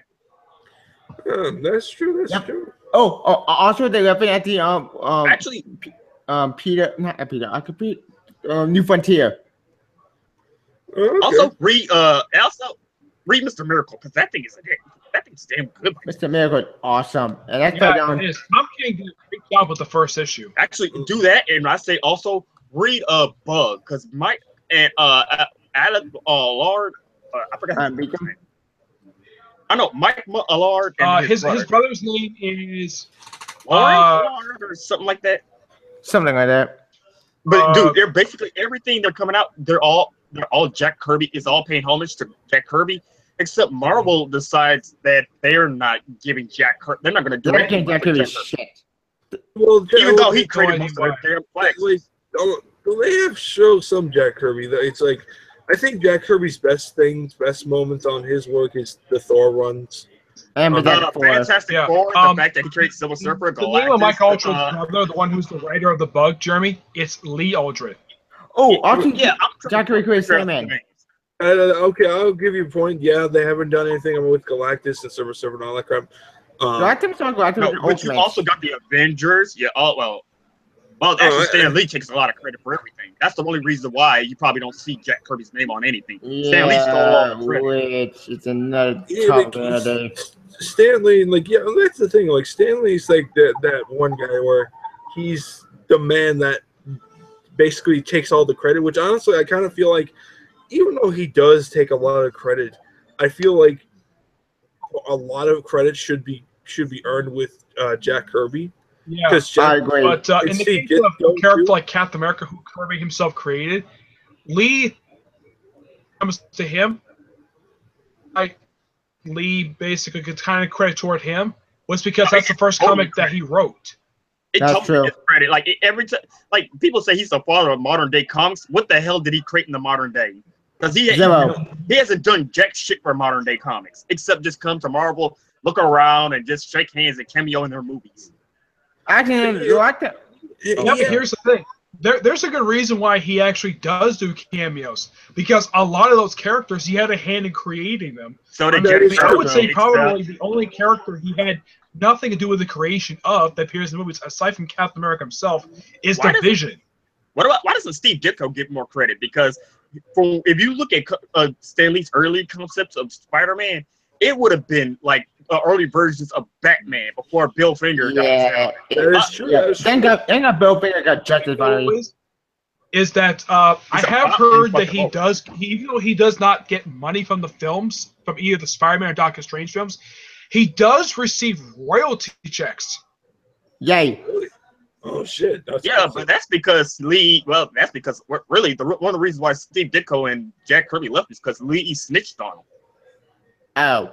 Yeah. Yeah. Basically, back in the day, Jack Kirby and Steve Ditko, they didn't like the way they were getting paid, and they were going to talk to the boss about getting more money because apparently the New Gods were actually going to be Marvel characters. That's why you have the Eternals. DC characters. The Eternals exist because I think some of the elements of New Gods were made into the Celestials. Yeah, I think so. Like the Eternals, the Celestials, all that was, and New Gods, all that was supposed to be Marvel. But Stan Lee Herpin raced back because he had pulls because his uncle, I think his uncle was still the editor-in-chief at the time. And he basically snitched on him. And that's when they got fired. Lee was editor for a long time. He became editor-in-chief in the 40s, but he took a brief break because he wanted to serve in the war. But he came back in the 50s. He came back after the war. Well, he was a veteran by then. You couldn't say no to him. Until around the early 80s. To the early 80s. And then that was when Jim Shooter took over as editor-in-chief. Like I said, Stan Lee done, like you say, if you want to be famous, you got to get your name out there. I gotta go. Oh, see you later, Edgar. But in order to get your name out there, he had to screw people over. Yeah, that's kind of messed up. And all of them would actually feel about him. There's actually one creator that I don't think he had anything to do with, let's say, screwing over, and yet he gets a lot of respect at Marvel, and that's Denny O'Neil. That's good news. At least he gets respect. Because I heard on a podcast that when Kevin Smith's Batman podcast, when he saw the first Iron Man movie, he was surprised they used Obadiah Stane, a character he created in the comics, and he thought it himself because Joe Quesada at the time was editor-in-chief. He says, use one of my characters. Can I get a check for it? Like a royalty check? And because the reason why he knew Quesada, because the reason why Quesada basically got his name out there. Because his first major work he did was he did the Sword of Azrael miniseries. Actually, Nick, what's the name of the guy who created Ghost Rider? Because he got screwed out of both the character and his royalty checks. Roy Thomas. Shit. Yeah, because he lost not only the rights to the characters because he tried to fight to get it back. He can't even sell. He tried to sell merchandise with it, and he lost that too. He can't do jack shit with his own creation. The only characters I can think of he created, aside from the Ghost Rider, he created Iron Fist. Let's see. He created a bunch of characters for DC that I like very much. Like, he created the Atom Smasher. You know the character when Flash is played by Edge. Yeah, the other giant. Yeah, their version Yeah, of Giant Man. Yeah. Yeah, Yeah. he's basically the version of Giant Man. He's the original Al Prince. He's his godson. I mean, a lot of his work for DC is awesome. If you get a chance to find it, if you read All Star Squadron and Infinity Inc., I highly recommend you check out those books. Those are amazing, along with Jacqueline right? Hunter. His miniseries he did for the Shazam: New Beginning. That is amazing. Crimson Avenger. Yeah.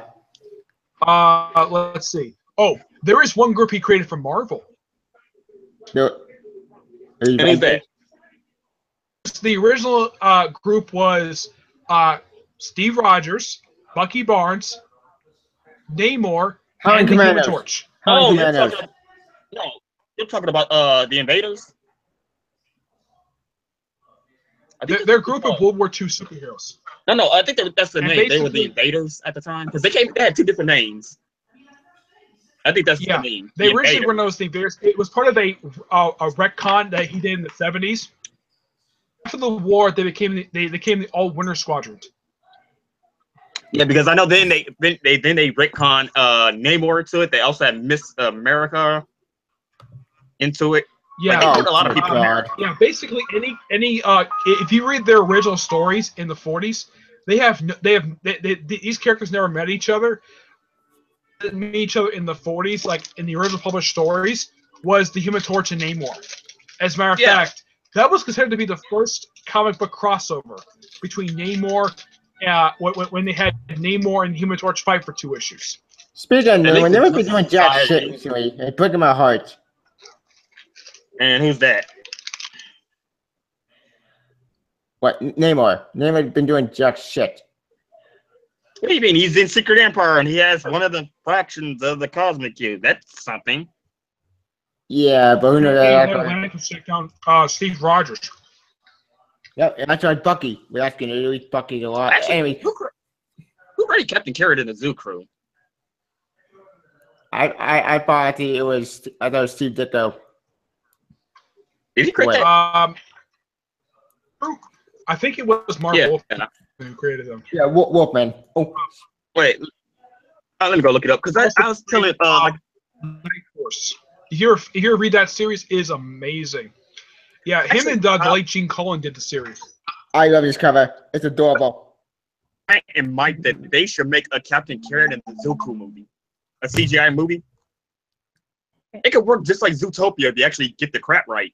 Okay, that won't be a bad idea. I do want. That's not the good shit. Anyway. Okay. I found out who created the Zoo Crew. It's Roy Thomas and Scott Shaw. They're the ones who created the Zoo Crew. I never heard of neither one of these dudes. Roy Thomas? Like I said, I have to go through all my comic book history. I may know the characters, but I just don't know what people created. Is the one who, back in the 60s, he's the one who took over a lot of. He was second writer for Avengers and Daredevil from Lee.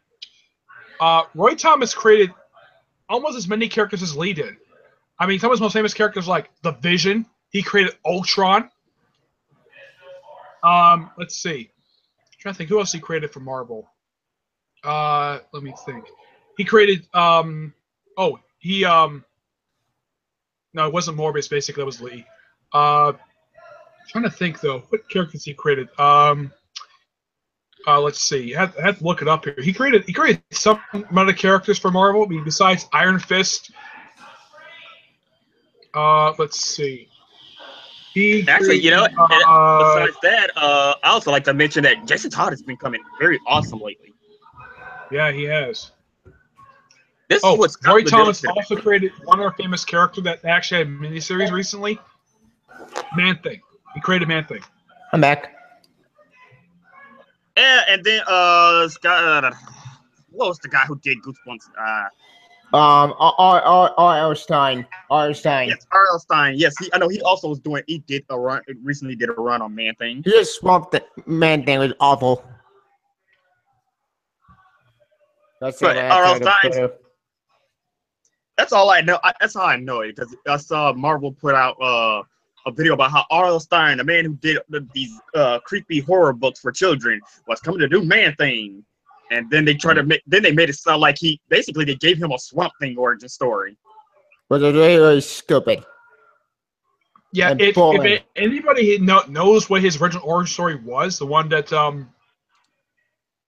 the late Steve Gere came up with, is that the super soldier syndrome. He created sort of a retro version of it. The woman who he thought was his wife was actually Agent of AIM. Though it was a terrorist agency at the time, it was retconned to be AIM. The woman who actually did show up in Iron Man 3, her name was Ellen Brunt. She, the retcon also for her fiance, she betrayed him, and he basically, in order to save his research, he injected himself with the thing. Basically, while running away, he accidentally drove his car into the swamp, and that's how he became Man. And basically, and being mixed with the swamp and the super soldier syndrome, that's how he became Man-Thing. Oh, so basically, it's like about the Swamp Thing origin. Yeah, Swamp Thing was killed by terrorists. That's true. Which Swamp Thing made sense. Man-Thing origin sounds really copy and paste, but done stupid. Yeah, the only thing I'm coming is about fucking scientists. Good job, Marvel. That's weird. Good job. Like I was saying, Scott Liddell has just been on the ball lately when Scott Liddell is book. I can't believe I'm saying this. But in the Hour book is actually really good. Holy shit! I never expected that book to make its comeback. He wrote a great Dark Titans comic. I mean, Dark Trinity comic. Indeed. That in itself deserves something. Yeah. Oh, speaking of Dark Trinity, Season Training came out this week and it was amazing. Holy shit! Yeah, I saw. We got another glimpse at the Dark Trinity again. Except Lex Luthor is not a part of it because he's a good guy now. Yep. We have to Is it just me, or is there like 4 different Trinity groups? You have Batman, Superman, Wonder Woman. You got the original Trinity. Ra's al Ghul and Cersei. The Dark Trinity. And the Outlaws. And you have the Magic Trinity, which is Deadman, Constantine, and Satana. That's gonna be dark, baby. They may come back. Wait. I would trade. Actually, Dr. Fate has to be somewhere in that title because it should be Dr. Fate. I would say Zatanna and Constantine. Yeah. I don't know why Deadman's there. But Dr. Fate is hanging out in Blue Beetle. Oh, yeah. He's looking at Blue Beetle. Actually, wait, no. Blue Beetle, the animatic story. I don't pretend. I just pretend Blue Beetle is not happening because it's just all over the place. I actually like that story. Blue Beetle, cool. I really enjoy what Keith Giffen is doing with the book. Same. Because, well, he was the original writer who wrote Jaime Reyes in 2006. Yep.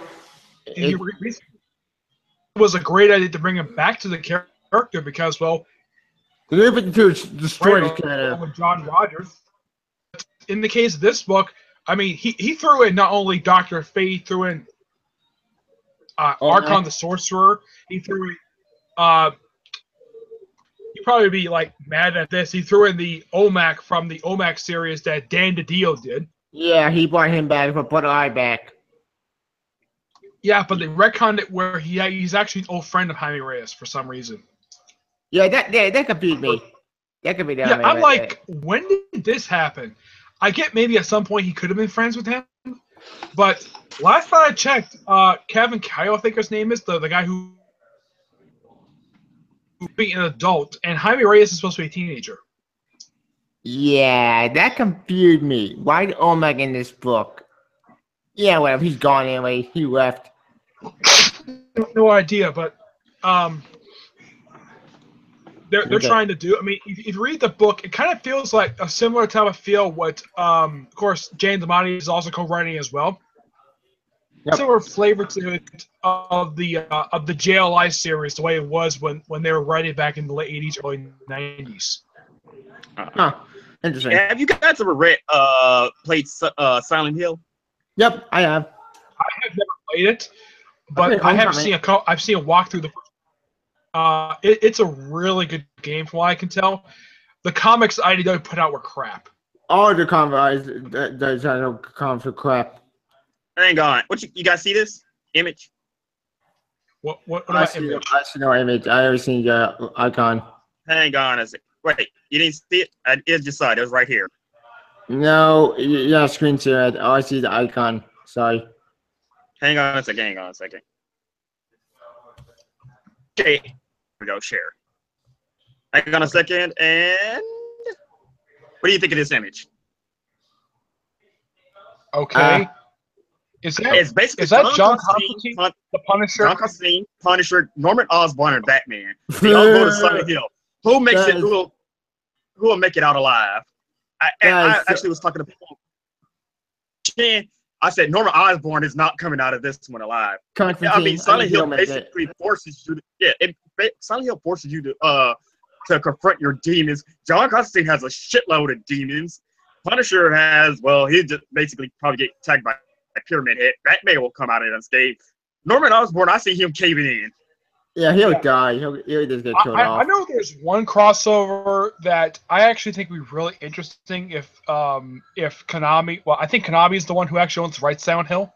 Yeah, and about Konami, that bullshit right now, it's a mess. This crossover would be really interesting because, well, they're both horror based. What if you had Army of Darkness versus Silent Hill? An interesting idea, but the problem that doing that you need economic and then do what comes down to one, yeah, it's a mess. It got weirder when they started to if somehow Ash Williams himself actually came to Silent Hill, that would be interesting. I mean, him and his chainsaw and his boomstick basically tear up all the demons. It'd be interesting for him to take on the Pyramid Head. Actually, here's the funny thing about that. I think they kind of did that with the whole Predator Silent Hill. Not Paint Black. One of the IDW comics. The only thing I know about it, Army of Darkness, besides the movies, is they did it for Marvel Zombies, and that got weird. Yeah, that got weird. Yeah, which that according to the comic books that Dynamite does put out, that comic is canon. They're allowed to reference it, but they can't show images of it. So what's the point of talking about the Great Darkness series that Dynamite came out with? When it ended, it led directly into Marvel Zombies versus Army of Darkness. Marvel Zombies gets that weird and stupid in the end, and thank God it died. Wait, Marvel Zombies. The last one I read was Marvel Zombies to Spoil Zombies.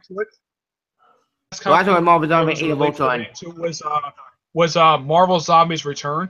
I know there was Marvel Zombies Christmas Carol, but that was namely had nothing to do with Marvel Zombies at all. But Marvel Zombies versus Marvel Apes. Zombies. That was funny. Yeah. Actually, I never understood why Geek. You want to thank somebody for creating Marvel Zombies? He's the one who created them. Who? I know. He introduced them during arc of Ultimate. He created them during a run for You're breaking up. That's why I can't hardly hear you. You're chopping up. Kirkman. Ultimate Fantastic Four. There was an arc called Frightful Four where a crossover, I think it was, where Reed was going to basically the universe. It looked like he was going to go to the mainstream universe, but he ended up going to the first, which that's where Ultimate Doctor Doom was for years. And then he in the Marvel Zombie universe? Yep, that's what it was. Yeah, that makes and of course they retconned that the version Doctor Doom show up in Jeff Ultimatum was imposter. But apparently a Sue and Johnny's mom. Yep. Yeah, been killed. Good job, Ultimate Thing. You just killed Ben became Wonder Man. Oh yeah, Ultimate Doomsday. In Ultimate Doom, I think it's either Ultimate Doom or Ultimate Enemy. He became Wonder Man. I think it's called Ultimate Doomsday. The trade called Ultimate Doomsday. Yeah, because the first had Ultimate Enemy that involves what happened to Reed Richards and why his house exploded, and then it went to Ultimate Doom, and then I think that was it. I think Ultimate Enemy, Ultimate Mystery, and Ultimate Doomsday. Yes, Ultimate Mystery. Yeah, Ultimate Enemy, Ultimate Mystery, and then Ultimate Doom. Yep. It was revealed that Reed was actually behind it all along, which kind of made no sense. And the then it reason why said he that turned evil, Sue Storm told him. Storm turned down his marriage proposal. Actually, they left No, on that Sue- weird way to King the Conqueror. Sue Storm from the future, who became King the Conqueror, she convinced him to become evil. Yeah, that could be even like Ultimate. I was lost. Like Yeah. what? So they, like I said, Marvel loves to retcon the living shit. DC maybe reboot. Marvel has too many retcons. I'll keep destroying that character Yeah. inside. It'll piss me off. At this point, you can't keep up with the characters because you don't know what's actually canon. There is a version of Wonder Man who did exist in the Ultimate Universe, part of the West Coast Ultimates. Oh Now, yeah, that did out of his happen. mind. That version was buffed out of his mind. We had Maria Hill. Wait, no, not Maria Hill. Ultimate her name? Killdamer who went No, nuts. the one who ran sword. The woman who ran sword. I don't know who that woman was. I don't remember her name, but there was a version of Ultimate version Maria Hill, and she was a detective for the NYPD. And she killed along Norman with Osborn. versions of Brian Michael Bendis, and I'm not sure why Bendis did this. Happened during the Miles Morales run. Yeah. There was Detective Brian Michael Bendis and Detective David Mark Bagley. the guy who no, it wasn't Bagley. It was the artist who who's the current artist for Defenders. Sarah Pacelli. Not Sarah Pacelli. Dave Marquez. Detective Dave Marquez, Detective Bennett. When did this happen? I read my mind wrong. I don't know. No. Second, you talk about when after they got done with the whole Ultimate Doom or whatever, Ultimate Cataclysm. Yeah, this happened after Peter Parker, after the Ultimate Peter Parker's apparent resurrected. Actually, and, I should ask Bendis that. But if Detective Bendis is drawn, he's basically Brian Michael Bendis in the Ultimate Universe. He looks exactly like him. You see pictures of Bendis, he looks exactly like him. Well, that's kind of what you do. You just you just get the artist to actually just draw you in there. That's kind of the Easter egg within itself. It's very bizarre. Actually, I need to go ask Bendis that on either Twitter or Tumblr. Are we ever going to figure out what happened to Ultimate Peter Parker? Is that going to become a storyline? At this point, it's never gonna happen because Spider-Man 2 just is contradicting everybody at this point. I am killing one. Spider-Man 2 should have never happened because like I said, it was already too late to bring Spider-Man 2 in my opinion. We should have just once you brought Miles in, that never had any plot threads related to it when he's either started or ended it. I mean, take a look at a series Jessica Jones. Hasn't had to hang plot threads or anything. It's been an amazing book so far. They just released the first trade. No, I'm saying if you look at current Bendis, every time he writes a new story, writes a new character or a new arc now, once he gets done with the run, he puts out these he makes it open-ended and he basically wants somebody else to fill it in now. It's like he's got to the point where he no longer wants to finish his own stories. Like Civil War 2 is bullshit. Or like in the recent issue of Jessica Jones, how it ended. Wait, how it ended? What? How it ended? It ended with Maria Hill almost trying to kill Jessica Jones because she read a file she was not supposed to read. Are you kidding me? God damn it, Bendis. Like I said, Bendis, modern Bendis just got lazy. At this point, he just likes to throw ideas out there, and he's basically hoping somebody else will pick it up. Like Age of Ultron, we had to wait till Al Ewing fixed that shit. Like he's like, if this book, it's the reason why that he or she is there is because of the writer. Like Jim Starlin. Whenever you have Pip the Troll shows up in the book now, Jim Starlin is the reason why he basically is in the book. For Jason Aaron, it's the freaking Orb. Because it's Jason Aaron. Because if Jason Aaron created the character, why not have him show up? It's Maria Hill. Every book he has written, Maria Hill has shown up in some way, shape, or form. Show up in his run for Daredevil. Wait, I don't think she showed up in Moon Knight. Daredevil. Maria Hill. No, I don't think she showed up in Moon Knight though. Yeah, she never did. Show up in Moon Knight, but a majority of the books he's written, Maria Hill has shown up in some shape or form. Hey, she was in the Ultimate Universe for crying out loud. But then Yeah, I she know, got but blown everybody up. was in the Ultimate Universe. The only Yeah. good I love I the would say open, probably, Ultimate Jane, Ultimate Aunt May, and Open Kitty. And well, actually, Wait, speaking what of does Quake do anymore? What does Quake do? Ever since Maria screwed her over as being head of S.H.I.E.L.D., what has she been doing? she has been like she's been recruiting she's Inhumans. basically keeping low profile. And currently, she's just appearing in the Jessica Jones title. Her first appearance in the book was basically being found in Jessica Jones. Jessica Jones finds her in her bathroom. She's bleeding out her toilet, and she's basically topless. She's basically had her top off, with basically just her bra and pants. And she was Speaking of Inhumans bullshit, like Miss Marvel, because at this point, actually, if you actually look it up, the writer for Miss Marvel, what's her name? Sue. Zero Wilson. Yeah. Actually, she's starting to throw out some extreme Muslim ideas. Oh. No. Shit. If you guys read the latest, if you're keeping up with Miss Marvel, this woman is really making it where if you are an old-fashioned Muslim and you look like you got the little shepherd's garb and everything on, you apparently look like a terrorist, even though you're actually one of the pure believers or some shit like that. Like I said, she's throwing out some really extreme ideas. The Zero wasn't I have no idea We know what this crap. What the hell? Like at this point, she's starting to throw out her own. I don't think political she's agenda. currently doing any other book, is she? No, She's not doing anything else. The only thing she's famous for is Miss Marvel. That's all I'm aware Yeah, I of. love Miss Marvel. It's a great book. I do recommend one miniseries that she wrote back into. I read it online a few months ago. Vixen: Return of the Lion. She wrote that miniseries. Actually, Miss Marvel, she has a very dumb enemy. One of her latest enemies is very dumb. Oh yeah, no Hydra crap. Like, I don't know. Apparently, she wants to prove that she's a better hero than Miss Marvel, and she wants to be a better hero than Carol Danvers. She's from Carol Danvers' stupid like law and court bullshit from the whole Ulysses crap. Actually, Unbeatable Squirrel Girl, like I said, Unbeatable Squirrel Girl is unbearable, and me and these other guys, we believe that she has some form of autism. America is pretty awful too. No, America's there is one title with an adjective that's not one of the major books that's really good. Unstoppable Wasp. That got canceled. Yeah, actually, yeah, it ended. It just ended. Unstoppable Wasp just ended on like issue 12. Why did it end for? It just seems so bizarre. It was a good series. Yeah, well, we can move on to cancel all the good stuff. Get the crap.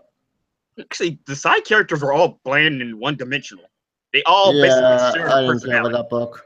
Actually, like I said, when you start looking at the thing I really enjoy about the character is that she was basically like us. She's basically a fan. She basically a Mockingbird as basically an idol to her. She basically sort of worships her.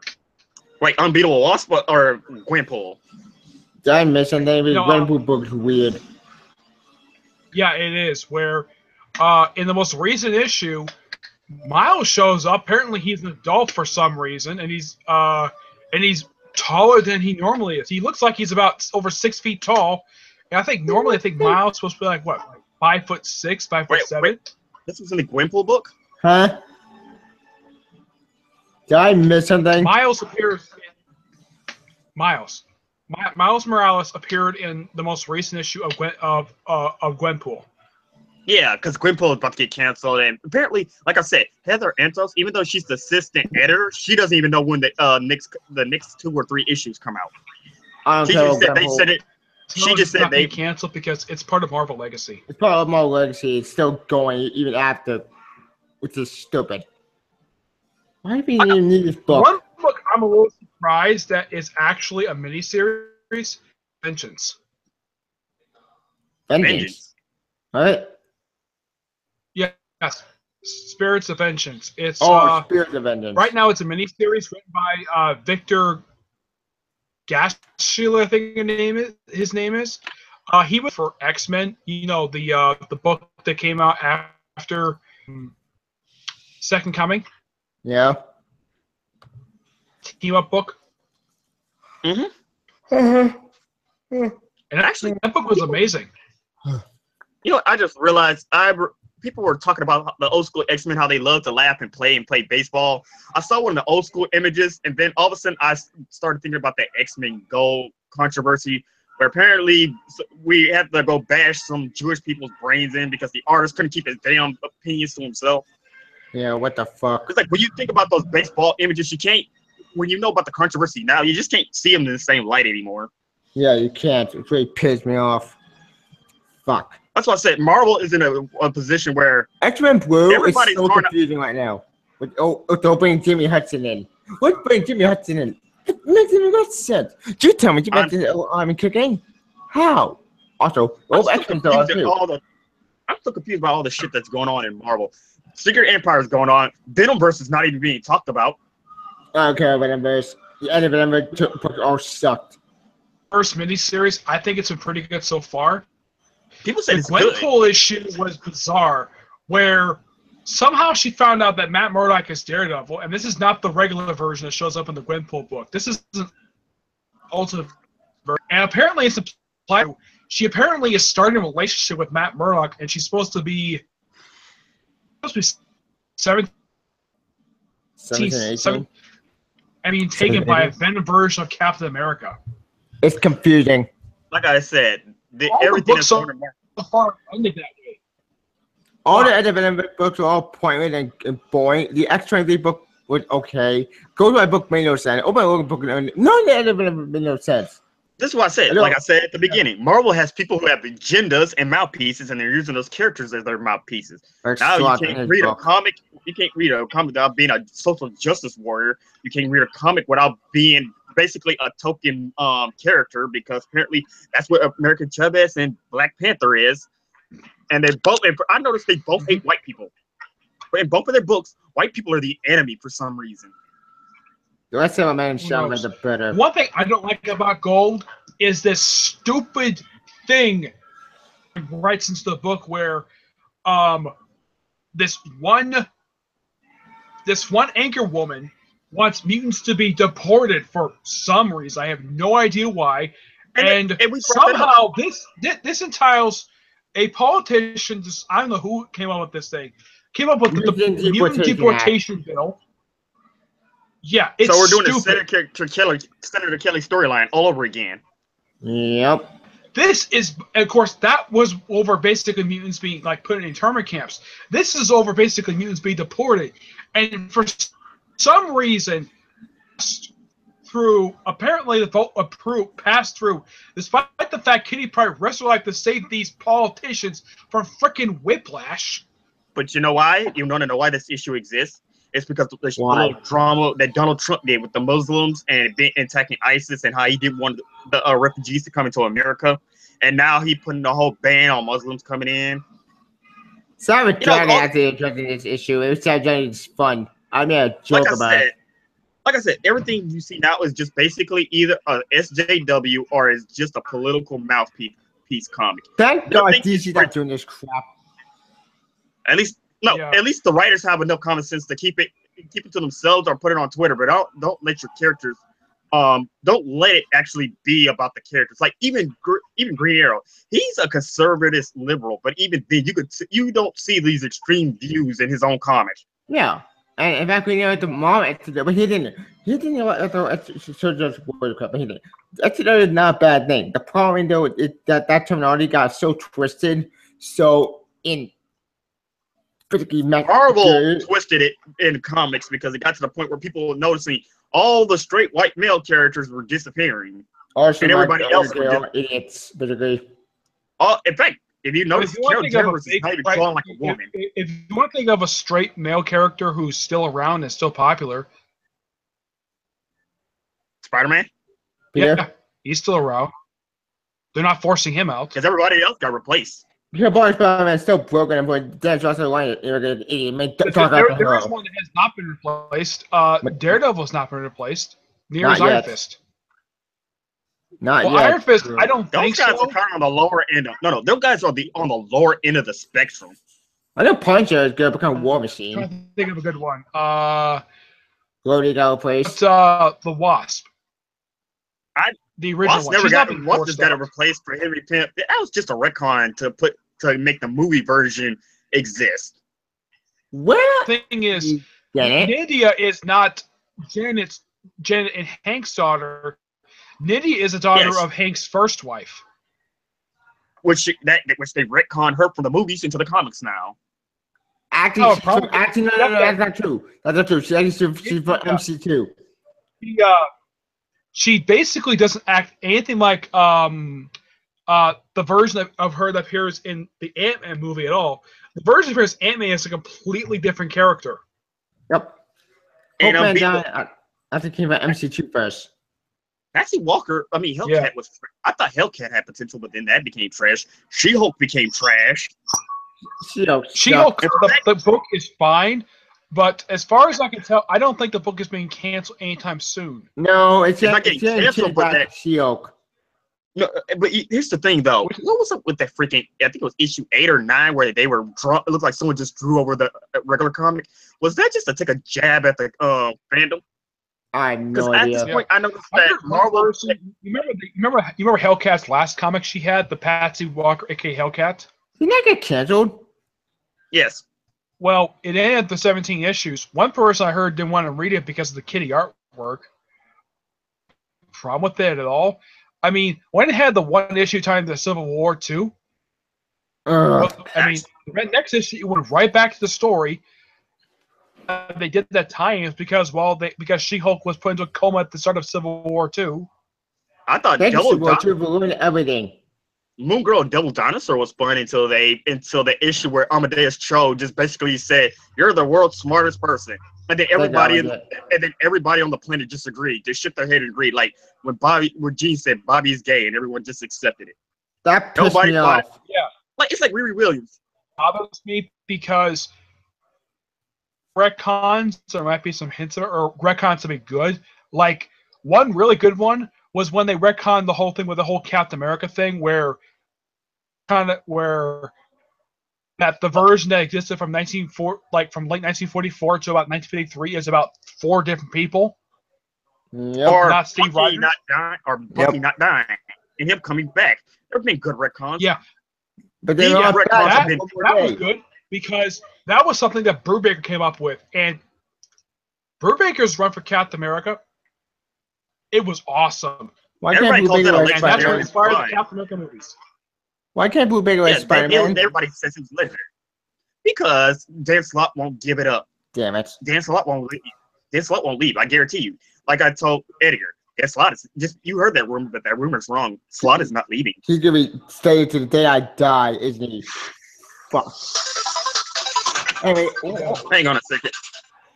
All right. But in the case of other characters, you look at Thor. The original Thor is coming back. That's true, but here's the thing. I love Jane Marvel Foster 4. Jane Foster 4 has been awesome. Her book has been perfect. I like the 2. I don't remember. I try and think what happened the most recent issue that came out, but